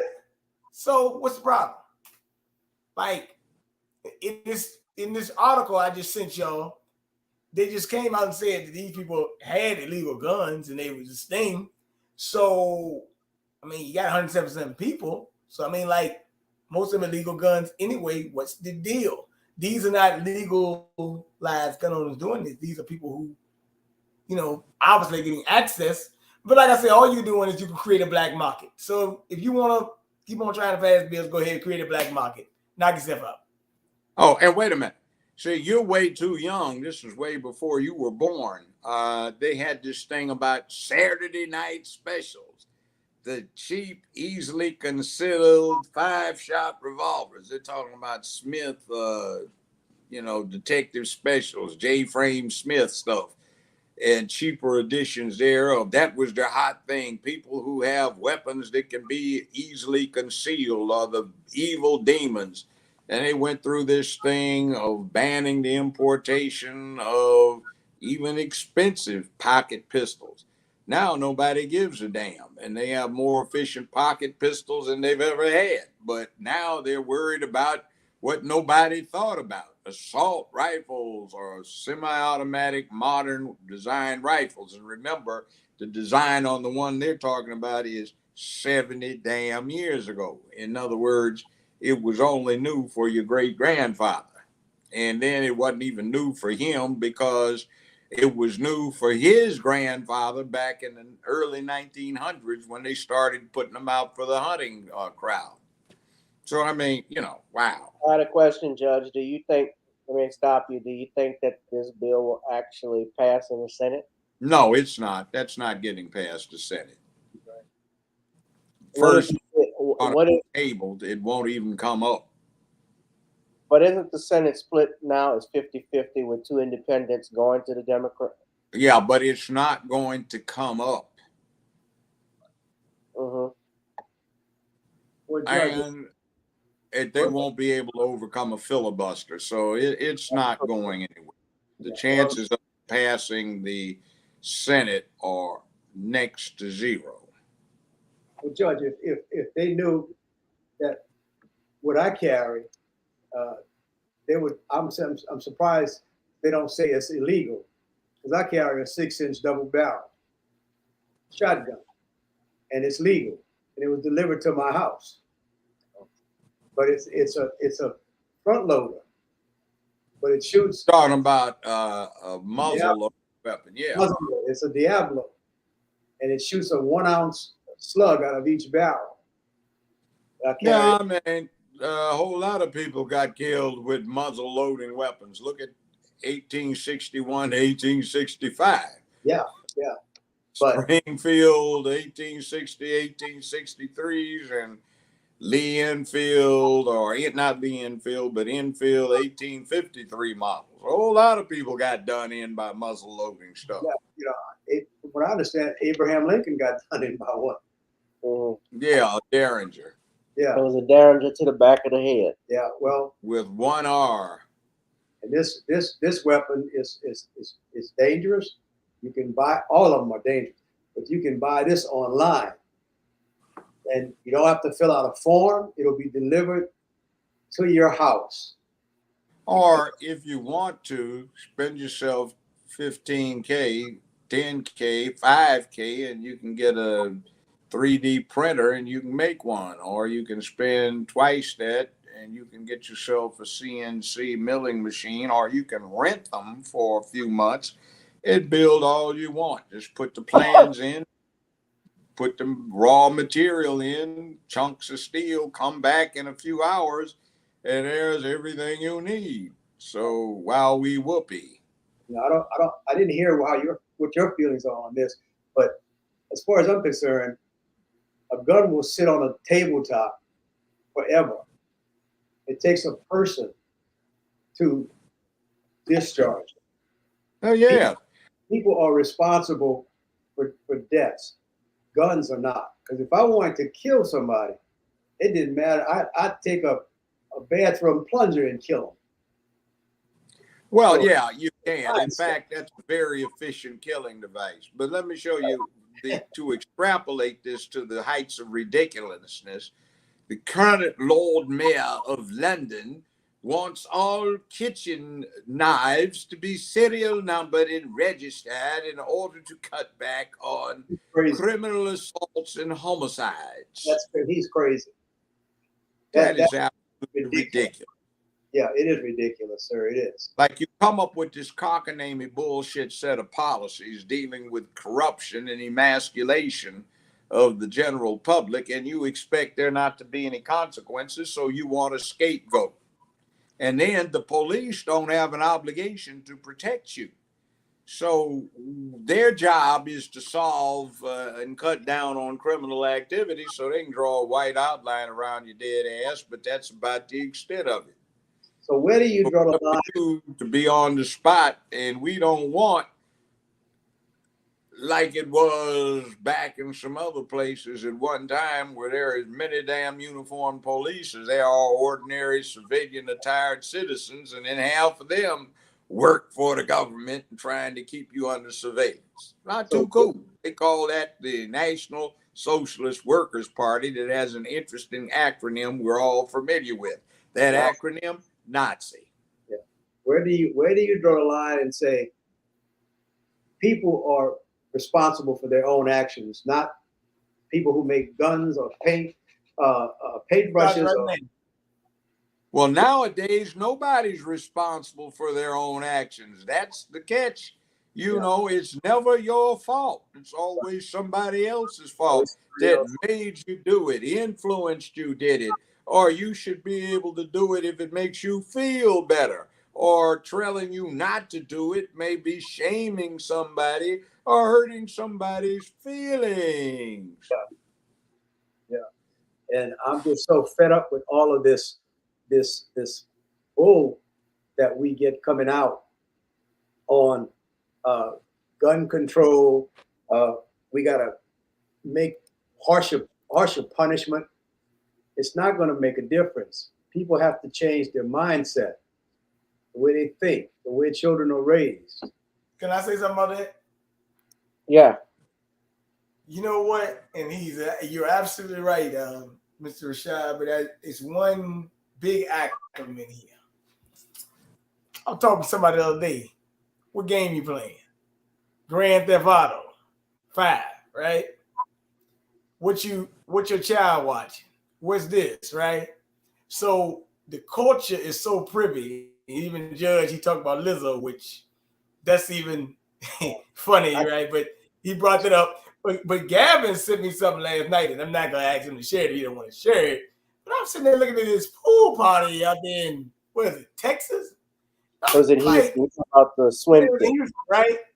And I'm saying, okay, fine. If you want to have a pool party, that's fine. But why you got to call it the Thick Fest or whatever it is? I'm like, scratching my head. Yeah.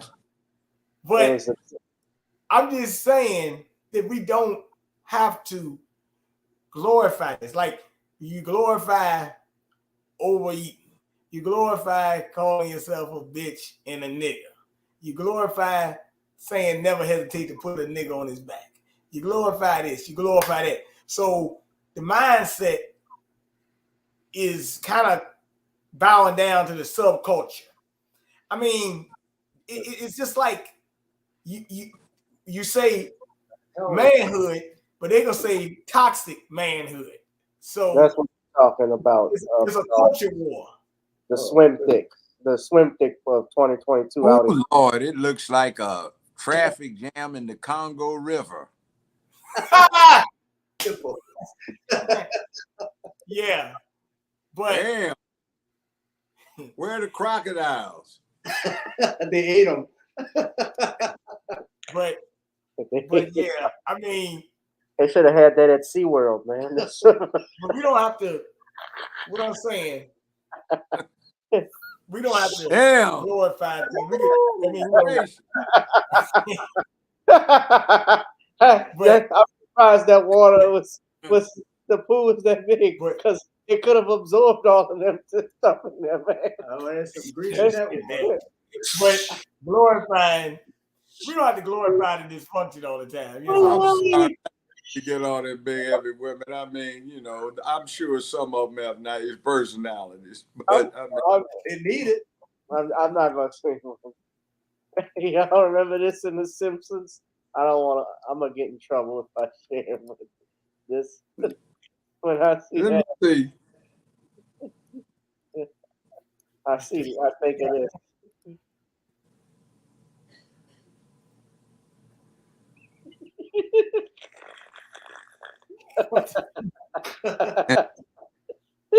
Willie landed on the kid.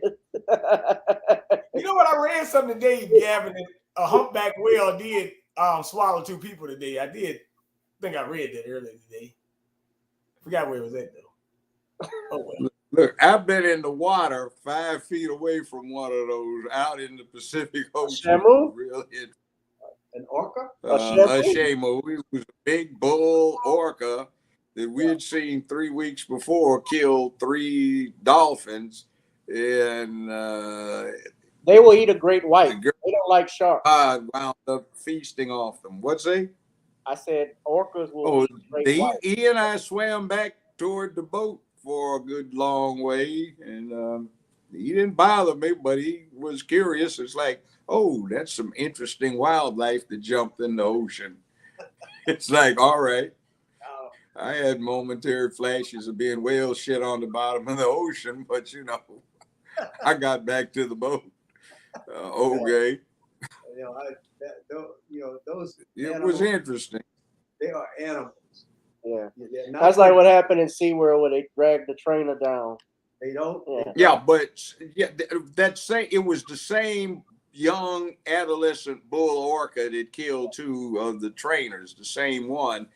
And he was suffering from some puberty problems and some other stuff that made him a crazy young guy. Now, let me say this. This was not an animal. This thing was looking at me and behaved with more sense than I've run into some of our own brothers and sisters at a restaurant. It was cool. He's like, yeah, man, what's happening? You know, like, yeah, he nodded at me. This thing actually nodded at me. Like, I'm looking, hey, man, you know, he goes, yeah.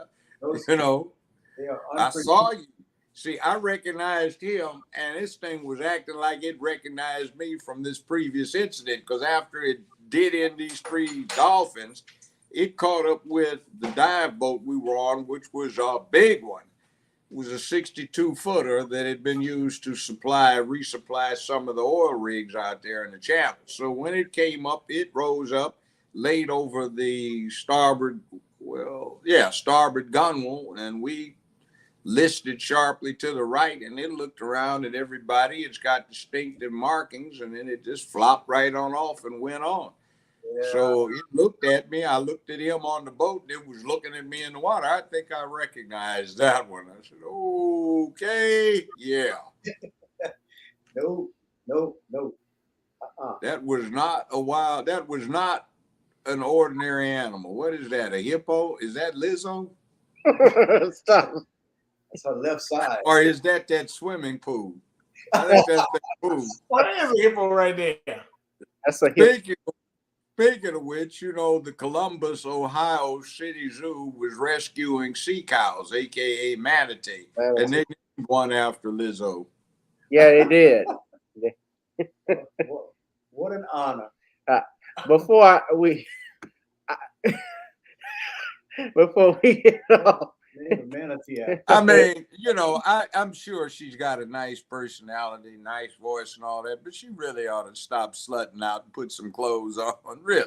She ought to stop eating. I mean, there's just so much food that the human body can consume. No, that's not even that. I'm more disgusted when she came out with that thong at the Lakers game. If she had farted, that thing would have been like a wind sail. Just yeah, she had on that black that whole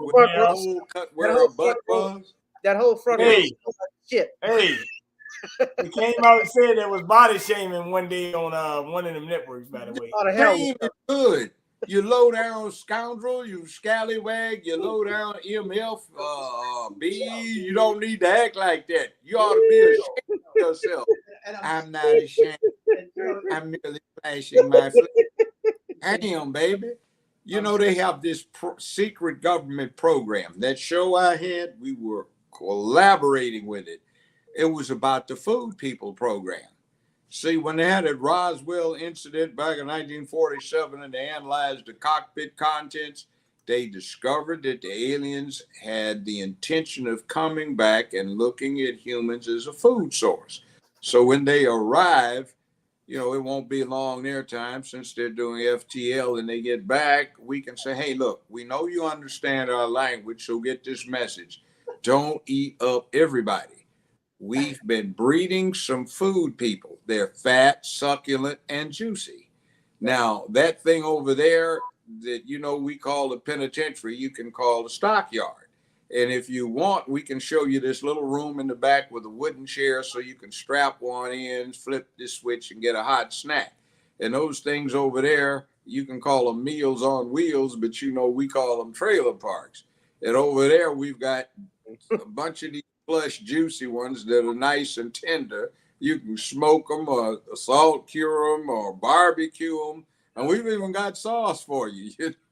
You can have a good time. Just don't eat everybody. Just eat them, the food people. So we owe them a debt of gratitude, before the moment even it's here. They're preparing themselves to be sacrifices in the interest of the human race. So the aliens eat them instead of the rest of us. Judge, funny you should bring that up, but in the 1960s or 50s, the Twilight Zone had an episode that it was aliens that came down to Earth to visit, and they had one professor who was deciphering their language, and he deciphered their book, and they said, "Don't go." Yeah, the book is How to Serve Man. But it's a cookbook, and they mentioned that it was a cookbook. So I saw that one. Yeah, don't entertain them. Twilight Zone. Yeah, he wouldn't let him. But I just said that I thought it was interesting. You should bring that up. How history, you can learn so much from history, and that people should pay attention of our history and where we've been to foretell where we're going or predict to some degree of certainty how things are going to turn out. Just like the novel 1984. You know, I look at what I read back in 1966 and see and compare to what is 1984 now, it's repeating the exact thing. And this woman ought to be a damn shame of herself to wear something like that and not be ashamed, not be. You know what? You're right. You know what? I did a study, Mr. Rashad, and I checked on obesity or whatever, since I do personal training and nutrition. And I'm not, I know Judge is 75. I'm not sure how old you are, but that's irrelevant right now, really. But if you go back and look at it, in the 60s and 70s, you had people that were more fit. Especially in their 20s and 30s. I mean, if I ever look at it and I go walking, running, basketball, you know, I might throw football with children, whatever. But if you look at it, you have people that are twice my age. One of them actually 77, 80 out there walking in the morning. And you'll be surprised to find out some of these people can still walk 8 to 9 miles a day, while you got somebody who's 30 who doesn't even want to get out of bed to go walking past the corner store. Right? It's like crazy, right? You know, children playing video games. I mean, I know even children that are 150 pounds. I'm 150 pounds at 35 years old. A child shouldn't be 150 pounds at 10, right? So what I'm saying is, it just seems like a lot of older people are slimmer in their weight than people younger these days. And that is a big problem because more people who are old, elderly, usually, I mean, they might, if you're retired, might not be moving around as much, where you're younger and supposed to be moving around all the time. So it's actually kind of an embarrassment to me. But it is what you know, I go places now, and in 3 or 4 minutes, I see more morbidly obese people, particularly women. And in 3 or 4 minutes, than I recall seeing in 5 years, 20 or 30. I mean, it's like, and then all of them, like you just pointed out, they were all over 55, going on 60 years old. And they'd had a lot of downtime to fill up. But I mean, I see 15-year-olds now from the back look like they won't make it to 55. No, like Jaws. I guess before you good to marry one and take out a heavy life insurance policy on her, where if you can get her past the physical and then count on having a well-financed vacation, finding something else before she hit 45. Well, that's why she dropped a heart attack or stroke. Well, that's important. Why is to exercise and eat healthier. You know, I try to walk but more. They don't. More. Yeah. They I mean, PE. They still have mandatory PE in high school, junior high, and such like now. I don't think they do they? Yeah. I remember when that was like 18 years ago, but I remember they had that as what, I think in 12th grade or 11th, it was an elective actually, so you didn't even have to take it. I think in one school I went to. So, but look, but see, Darius Rolando put a good thing in the chat. 80% of black women are either overweight or obese. He meant to say that's a damn shame, but I have looked at it and well, it could be even more. I know years ago it was 6, 7. So what I did was I looked at it from here, and then I looked at countries like Jamaica, Africa, so forth and the like, right?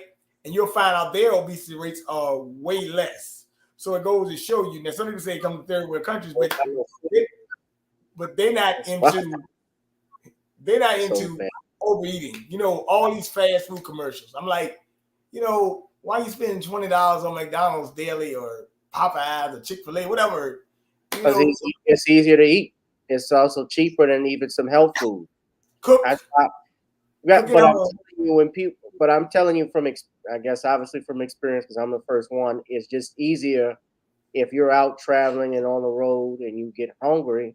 Some people don't have, some people don't bother to cook or don't have time for it, and it's just convenient for time's sake to go there. That's why they call it fast food. But you know, you got to prepare, learn how to do.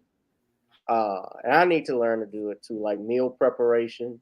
You know, if I'm going to be at work, I bring a sandwich or bring a salad or something like that, or some soup, something along those lines. But well, you might can find an option or something. I'm just using it like in a context. Yeah. Like now, I will say this: that I understand what you're saying, but meal prepping is good. But I'm just saying that we got to get to a point where we got to say, hold on, man. Like he was talking about Lizzo, but I could tell you, I saw a woman tonight out at National Night that was probably 2 times bigger than Lizzo, just to be honest. So it is what it is. Yeah.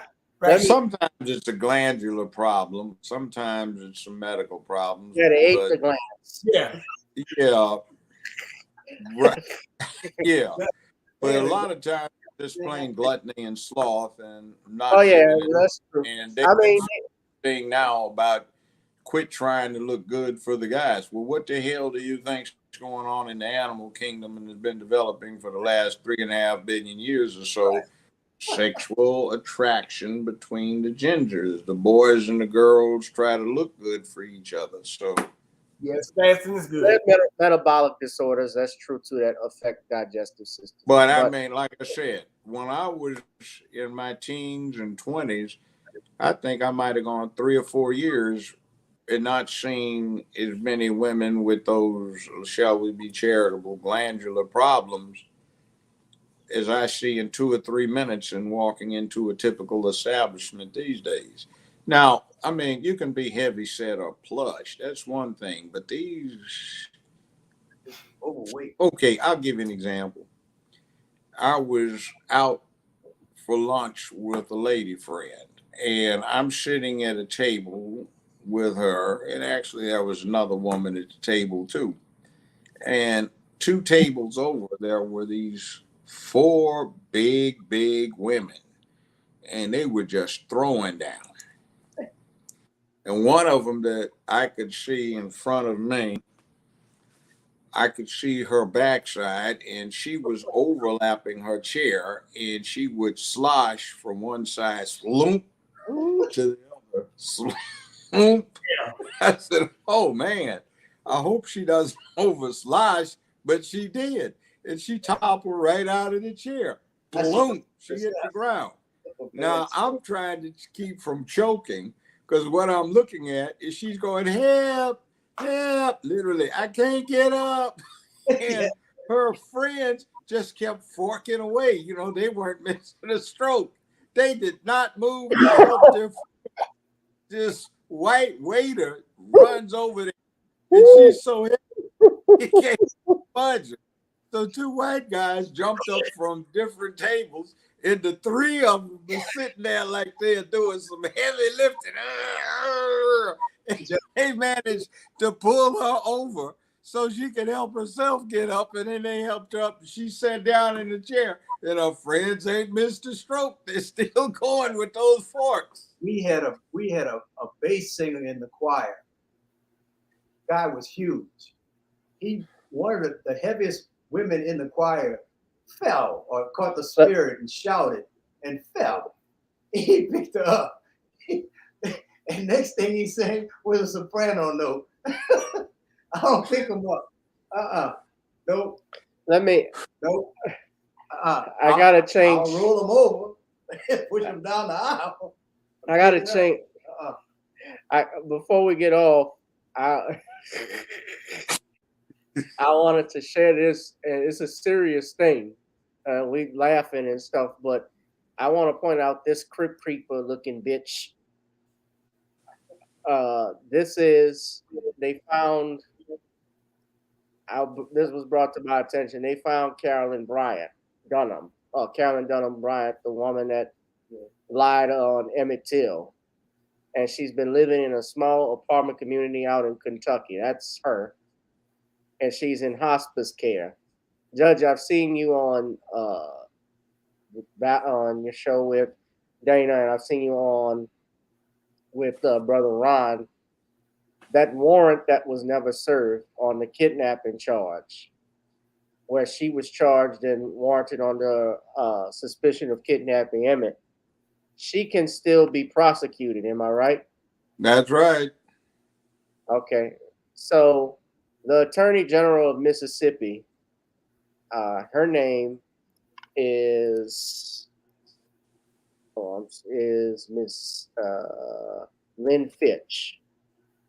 She has already stated that there's no intentions of prosecuting Carolyn Bryant Dunham. But let me point something out that's interesting. The state attorney general doesn't have control over that in Mississippi. It's the district attorney general. Right. In other words, for district, who's black. And he says he doesn't want to, but he could at least submit the matter to the grand jury and let them make the determination. I mean, after all, they went after Dr. Cosby, who is that age, and Medgar Evers' killer, what's his name? I forget. Arundella Beckwith. Beckwith. They went after Beckwith when he was a senior citizen and he died in prison. So go after him. I mean, I think it would be a good exemplar that would serve as a deterrent factor, because we're about to get there now. This current administration and its henchmen and hench women, and I guess for those that are tranny, hench things, you know, the pronoun people, they've set up such a situation that they're generating a lot of these. And I look at them being primarily at fault for taking away the control factors and legitimizing this lawlessness for emotive purposes. So it's something that I think they maybe need to have. In other words, I'm sorry, justice demands that as this 14-year-old was deprived of all of these years of his young life, courageous as he was, according to the defiance detailed in that Look magazine article, well, you can be deprived of the last few years of your life in exchange. I think that's only fair. I agree with you, Judge. Let's go after her and let the people decide. Mm-hmm. Yeah. Well, see, you got prepping, and that poor boy didn't even get out of being a preteen. No, that's right. Yeah, and I want to share with you are. But the district attorney could. Yeah, what did you say, Judge? I said she's confessed essentially many times to being a participant in the kidnapping. She says, I didn't think they were going to do that. But, you know. Well, Emmett Till's uncle said he heard a woman's voice say, is this the boy? And she said, that's him. So Emmett didn't identify him, didn't say, it's me. I did it. Someone else did it. He said he heard a voice light as a feather, like a woman. So it had to have been her. And then the other thing that makes it worse, she now claims she falsified the claim that he did something disrespectful to her. Well, it's worse. In the memoir, she's saying he actually said something. He made a remark saying, I'll fuck you or something like that. No, but she says that's false now. She did it because she was afraid of her abusive boyfriend. I guess she was undemented enough to come up with that kind of excuse. Bullshit.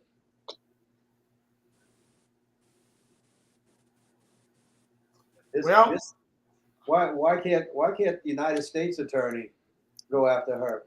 Well, what are they going to get her for? Deprivation of civil rights? Yes. That's about it. But you see, the homicide and the kidnapping, those are state matters and it's state jurisdiction, because none of this seems to have transpired on a federal enclave. Well, the Biden administration stated that they're not going to pursue charges, and I remember Trump, naturally.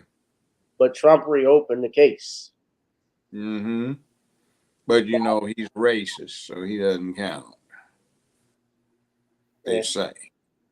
Well, but Biden was not. You saw what Biden did with the Arbery case. Well, their administration, they tried to work out a deal with the murderers to do their time in federal prison, and the family objected. No, speaking of him, did you see the announcement that the U.S. lost 600,000 jobs last month? Yeah. Yeah. They're redefining this term successions, what a recession means as well. Oh, yeah, Yeah. but the definition of depression, recession was set up during FDR's era. And by every single one of the indications, it's a depression. It's not a recession. And they want to get around that. But everybody knows how badly these incompetents have messed up. And it's the worst since they've been keeping these stats and, well, not stats, but these polls for the last 50 years. Every single closed their office in California. Yeah, every time a president has dropped below a certain level in his rating, favorable ratings, his party has lost control of whatever chamber of Congress that they control. So, or gotten further behind. So this is the absolute worst, and the midterms ought to be a Democratic disaster. And Kamala Harris is even worse than him. In fact, her ratings are so bad that shares are worse than Spiro Agnew's ratings. That was the vice president under Tricky Dick, I am not a crook, Nixon. And he wound up serving time in a state penitentiary and was under Ford for wrongdoing. So her ratings are worse than his after he got convicted. Yeah. Lord knows if something happens to Biden, Lord knows. Well, what happens if something happens to Biden, Kamala moves to president and Nancy Pelosi becomes VP. By the way, it's going to be bad. By the way, good rationalization for her being over there in China, and that is that the president and the vice president are both incapable of handling the difficulties associated with that high level diplomacy. Mm-hmm. Kamala is salad queen, the Europeans call her, because she throws word salad at people instead of coherent arguments or persuasive diplomatic discourse, and just acts like she throws together stuff off of the top of her head, which isn't very good. And her staff are quitting, saying we spend so much time staying up all night long preparing briefings for this fool that she won't even read. And Biden's just a flat out embarrassment that looks like he's the most incompetent idiot in D.C. in the last century. And that would start at the end of Woodrow Wilson's era. Yeah. Pathetic. These people even make an attempt to work together. That's what I don't understand. You're elected to do the people's work, but you don't make an attempt to work together. So where's the rationale? There's no rationale. And see, the problem with Pelosi being over there is a year or so ago, the Air Force and the Navy issued white papers. They say, hey, look, if the Chinese decide to invade Taiwan, there's nothing we can do short of going to a full nuclear World War III scenario, because we don't have enough F-22s in the inventory to last more than the first 24 hours against, we've got maybe 40 completely operational F-22s and F-35s that we aren't too sure of, because 11 years ago, the Chinese hacked into their computer system and could capably ground the whole fleet or ground any individual aircraft, cause it to fall out of the sky. So with their advanced aircraft, of which they have about 1,400, they could kick our ass basically in 48 hours, and we'd have to get out. And the Navy says we've got two surface war designs. One was first launched in 1972. That's the Ticonderoga class cruiser based on an earlier destroyer hull. And then we've got the R.L.I. Burks, and the first one was launched in 1984. And our solution is more of the same, and we need another 2 nuclear aircraft carriers because the Jerry Ford, their catapults don't work. And it's been down for 8 years in technical reserve because it's never been fully operational, and they don't have the money to fix the problems. The Obama administration grounded and mothballed the F-14s just after they got the engines they were supposed to have. So you've got the F-A-18, and that was a substitute standard to make up for the inability to afford enough F-14s. And now you got the F-35, which is still not fully operational. So while we whoopee, the U.S. Navy cannot, under the current circumstances, guarantee that it would be able to transport Army and Marine troops to Taiwan to reinforce the locals against the Chinese invasion. And the Air Force says we could not maintain or even obtain air superiority within the first critical 24-hour period because the Chinese are well within range of, without even drop tanks, their fighter aircraft of Taiwan, and we are a long way from home. And the aircraft carriers, we simply don't have the payload of operational air superiority vehicles to do what we need to do. So their suggestion, both of them, was kind of funny in a weird way. They both earnestly suggested that whoever was president craft a face-saving speech because we're going to get our asses whipped if it comes to that. Yeah. You had one last question then? What about, you mentioned about the Army and Marines, but what about that 1 million man army that the Chinese have? 1 million man? 1 million plus. The Chinese can mobilize and have 12 million men operational within 6 or 7 or 8 weeks. So what the hell are we supposed to do? Yeah, sit down and watch them march. Yeah. And by the way, you ever seen them march? Yeah. Oh boy, it looks better than the New York or Vegas chorus line. Everybody is exactly the same. You see a picture of them? Yeah. I took a protractor one time. I said, damn, You know, there's anybody, out more than a half a degree in terms of the angle when they're marching. Goodness gracious. Yeah. And remember, it's universal. And January 21st last year, the Chinese implemented a specified man-up program. The Russians already have one, and what are we doing? We got advertisements where we have 2 women in uniform lip kissing, mouth kissing each other, and 2 guys in uniform holding hands, and one with his head on the other shoulder. That's what we have. Yeah. I had, when I worked for the Navy as a pharmacist, I had one or several men who became transgender, and they wanted me to dispense female hormones. And at one point, I said I couldn't do that because it's just not morally right. And legally, they tried to make me. But I told them, you can't make me dispense anything. That's my license up there. If you want to bring me on charges or to dismiss me or fire me, that's another thing. But I'm going to fight you. But I refused to give this stuff up because I knew what it was going to do.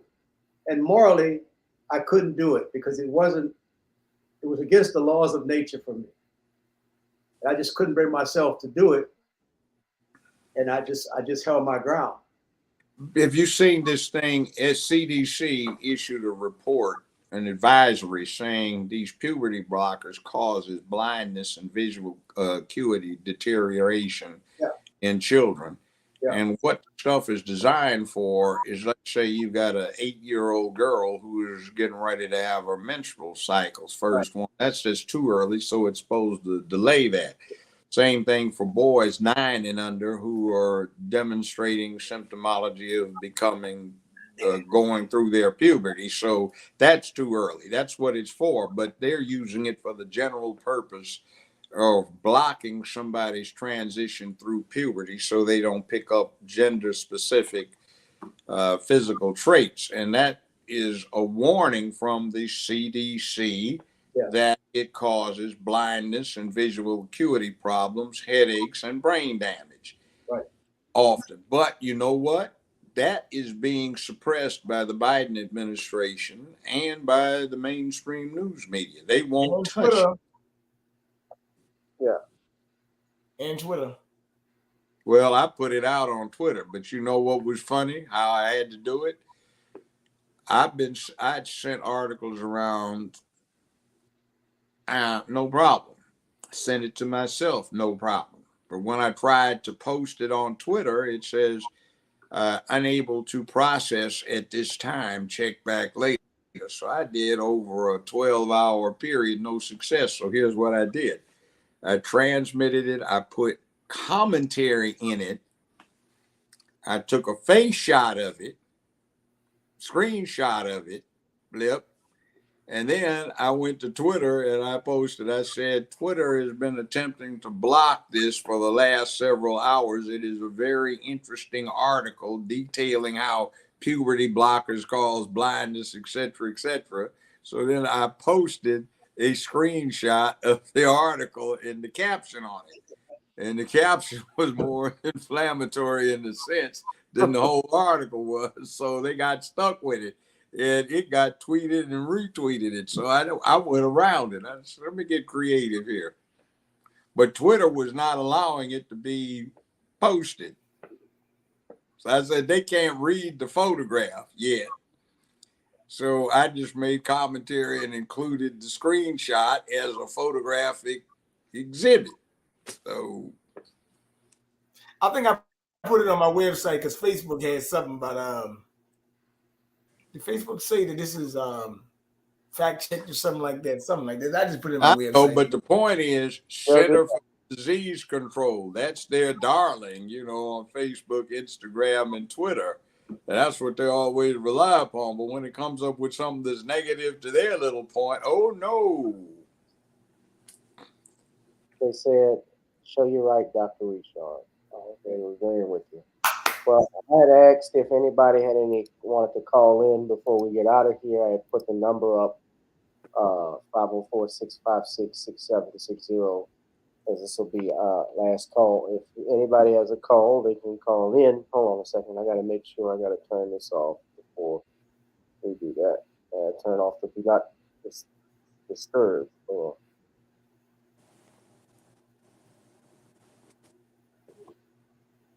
right. Yeah, it's 10:30.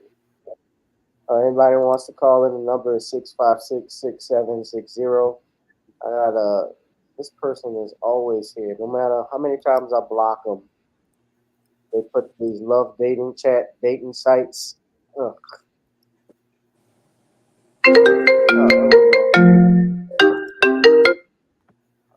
From. To accept, press 1. To send a voicemail, press 2. Danielle, you're driving. Huh? You got music or noise in the background. Yeah, we can hear you. Oh, no, I don't have any music in the background. I just have my fan on. Is it causing interference? We can hear you. I just didn't know if that was background noise or what. But sounds like somebody talking in the background. Oh wait, I forgot. I have some little soothing classical music playing for my son, but keep him to knock him out. Let's pause it right quick. That's probably what it is. It's on my laptop. Okay, is that better? Sounds a little better.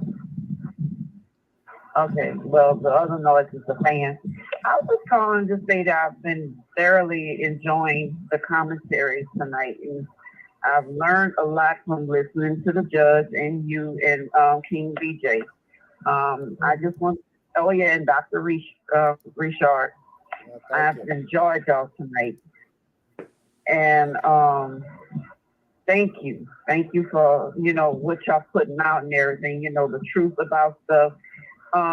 Just having a better understanding of like how stuff operate as far as like with the law and just like stuff I've never even heard before, things that weren't made public, like, for example, with the OJ trial and stuff, this is things I had never heard before. Yeah. So, but overall, I really, really enjoyed tonight's commentary. So, yeah, that's all I wanted to say. All right, thank you, Danielle. Appreciate you. Danielle is Thank you. Calling into the show, so we're always happy to have her call in. Thank you, Danielle. Thank you. Yeah. You all, I can take one more call. 656-6760. I haven't seen Black Voltron lately. What's been up with him? Anybody know? In the chat? Black Voltron always support. Yeah.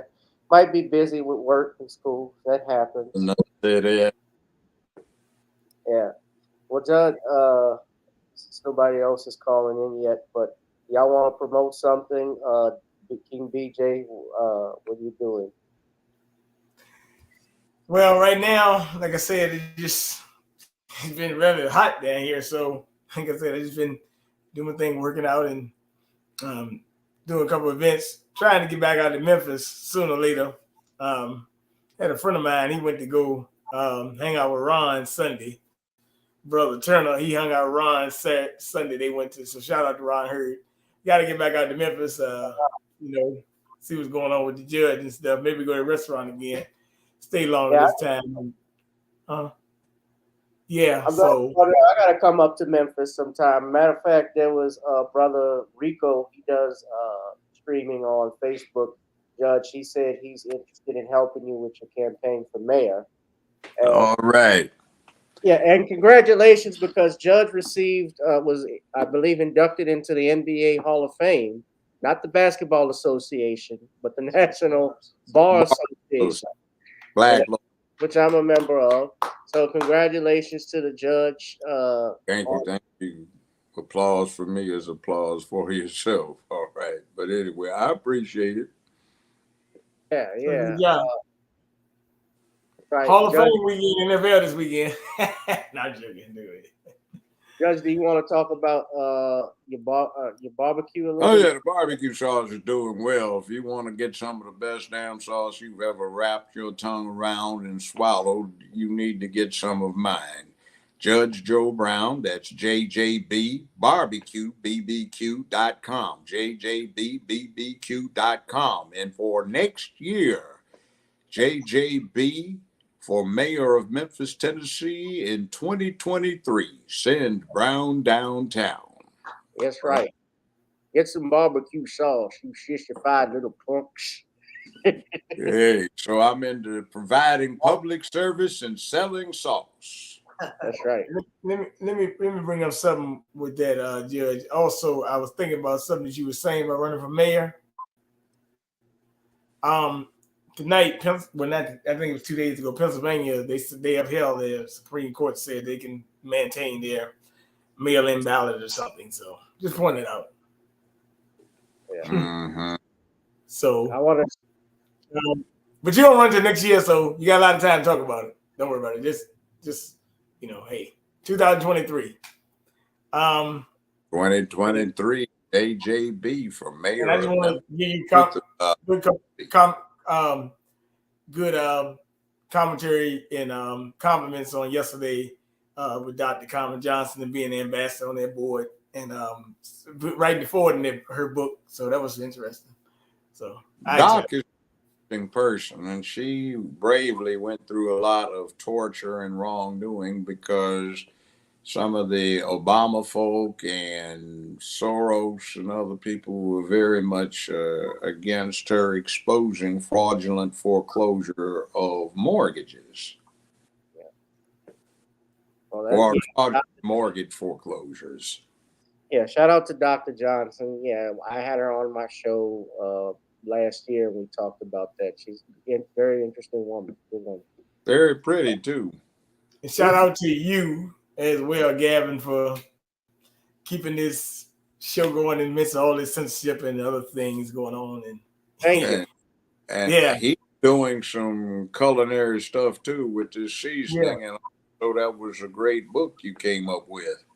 Yes. About what happened with Dr. Cosby. I must commend Brother Richard for that, Attorney Richard.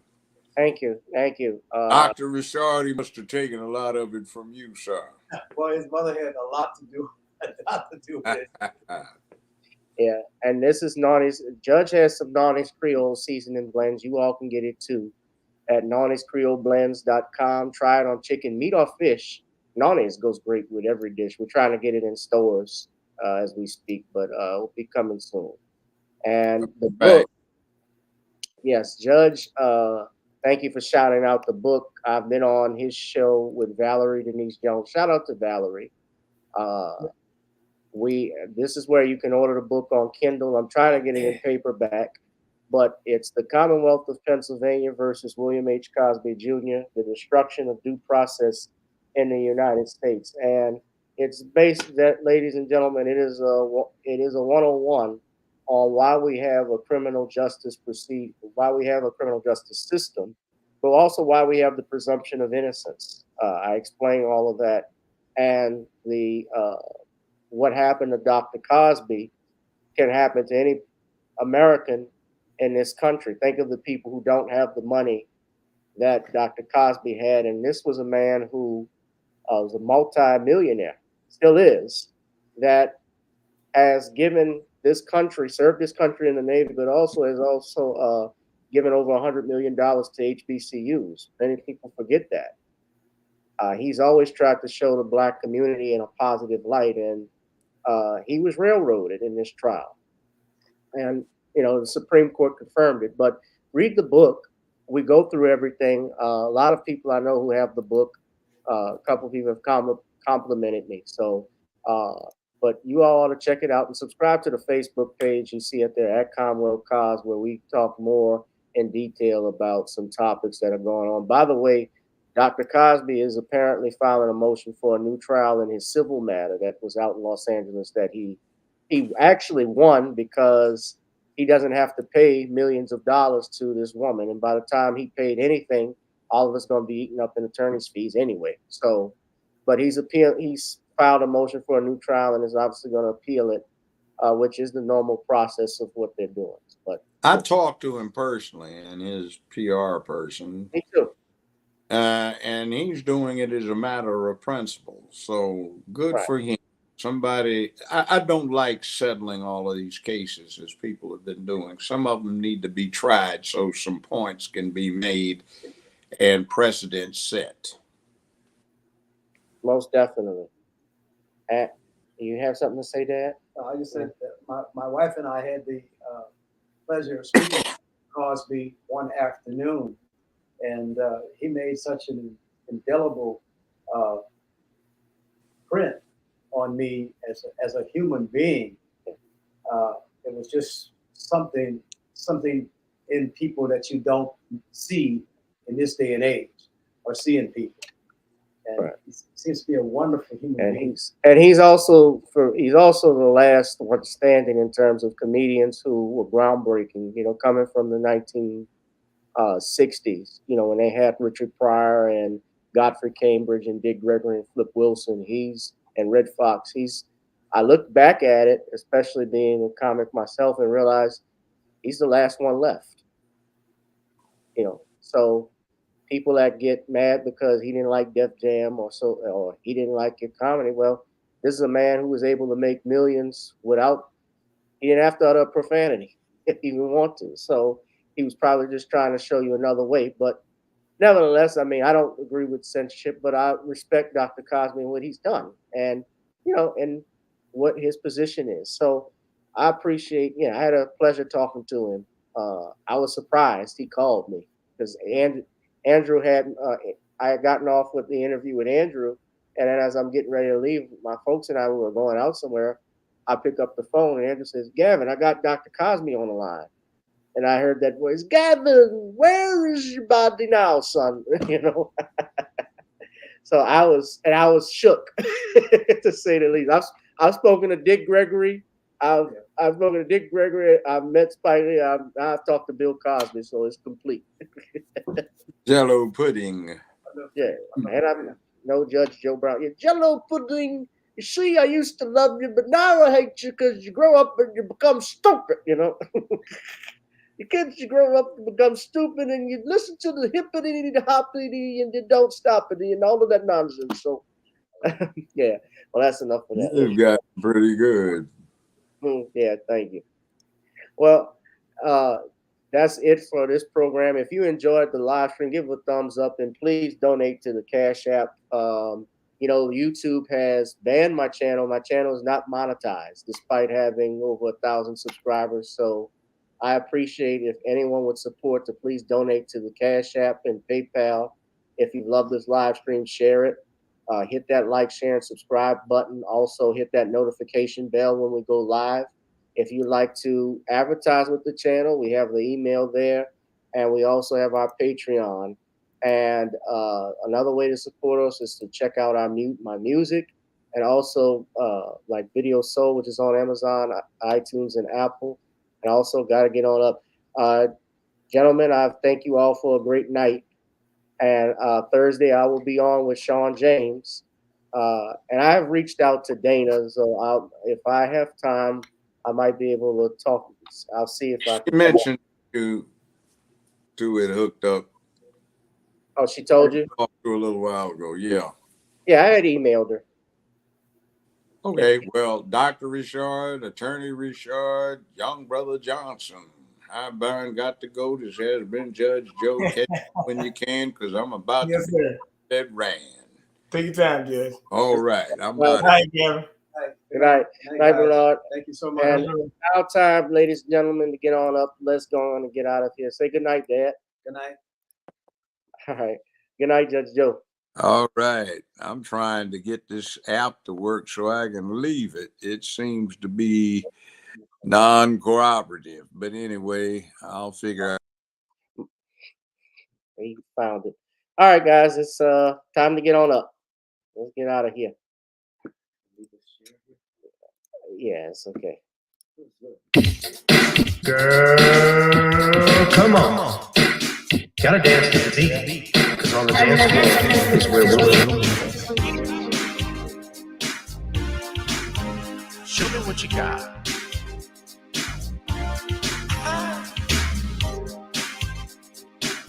Gotta feel the groove. Feel the groove, get on the floor. Get on the. Right now the party's wasted. There's nothing much to do. But once the groove gets started, tell me, what do you have to lose? Just look into my eyes, girl, as we glide across the room.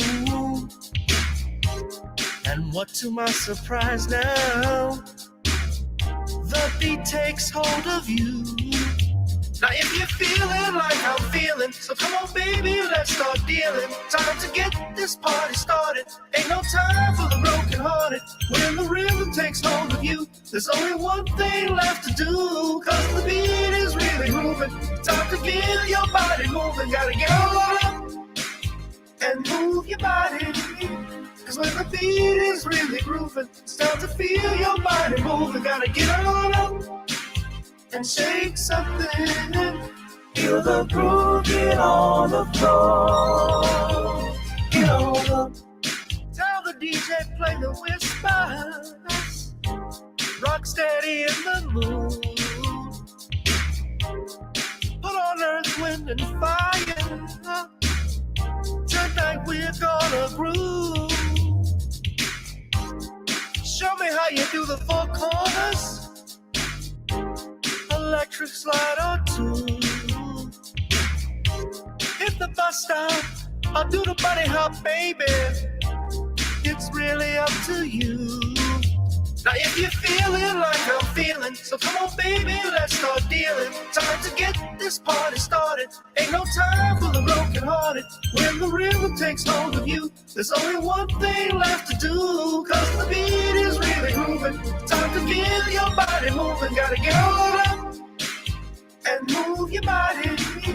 Cause when the beat is really grooving, it's time to feel your body moving. Gotta get on up and shake something. Feel the groove, get on the floor. Get on up. Now, 2020 hasn't been the best year of all times. We've been dealing with death, the pandemic, racism, bad policing, and all the bad rhymes. But like Uncle Snoop once said, if you breathe and you achieve. And so, if you're ready, I need you all to get on up. Are you ready?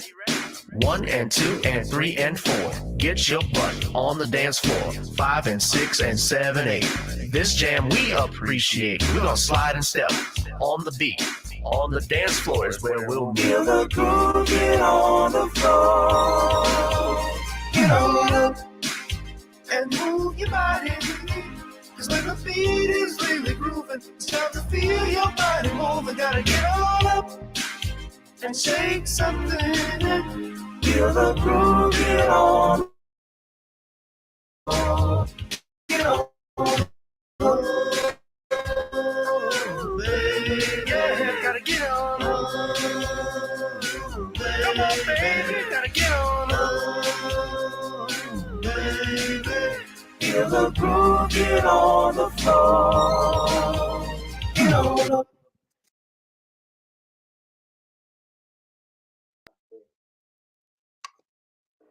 Good night, YouTube. All you little punks better buy Judge Joe Brown's barbecue sauce. Get it and man up. Wait, Dad, I'm still alive. Good night, y'all.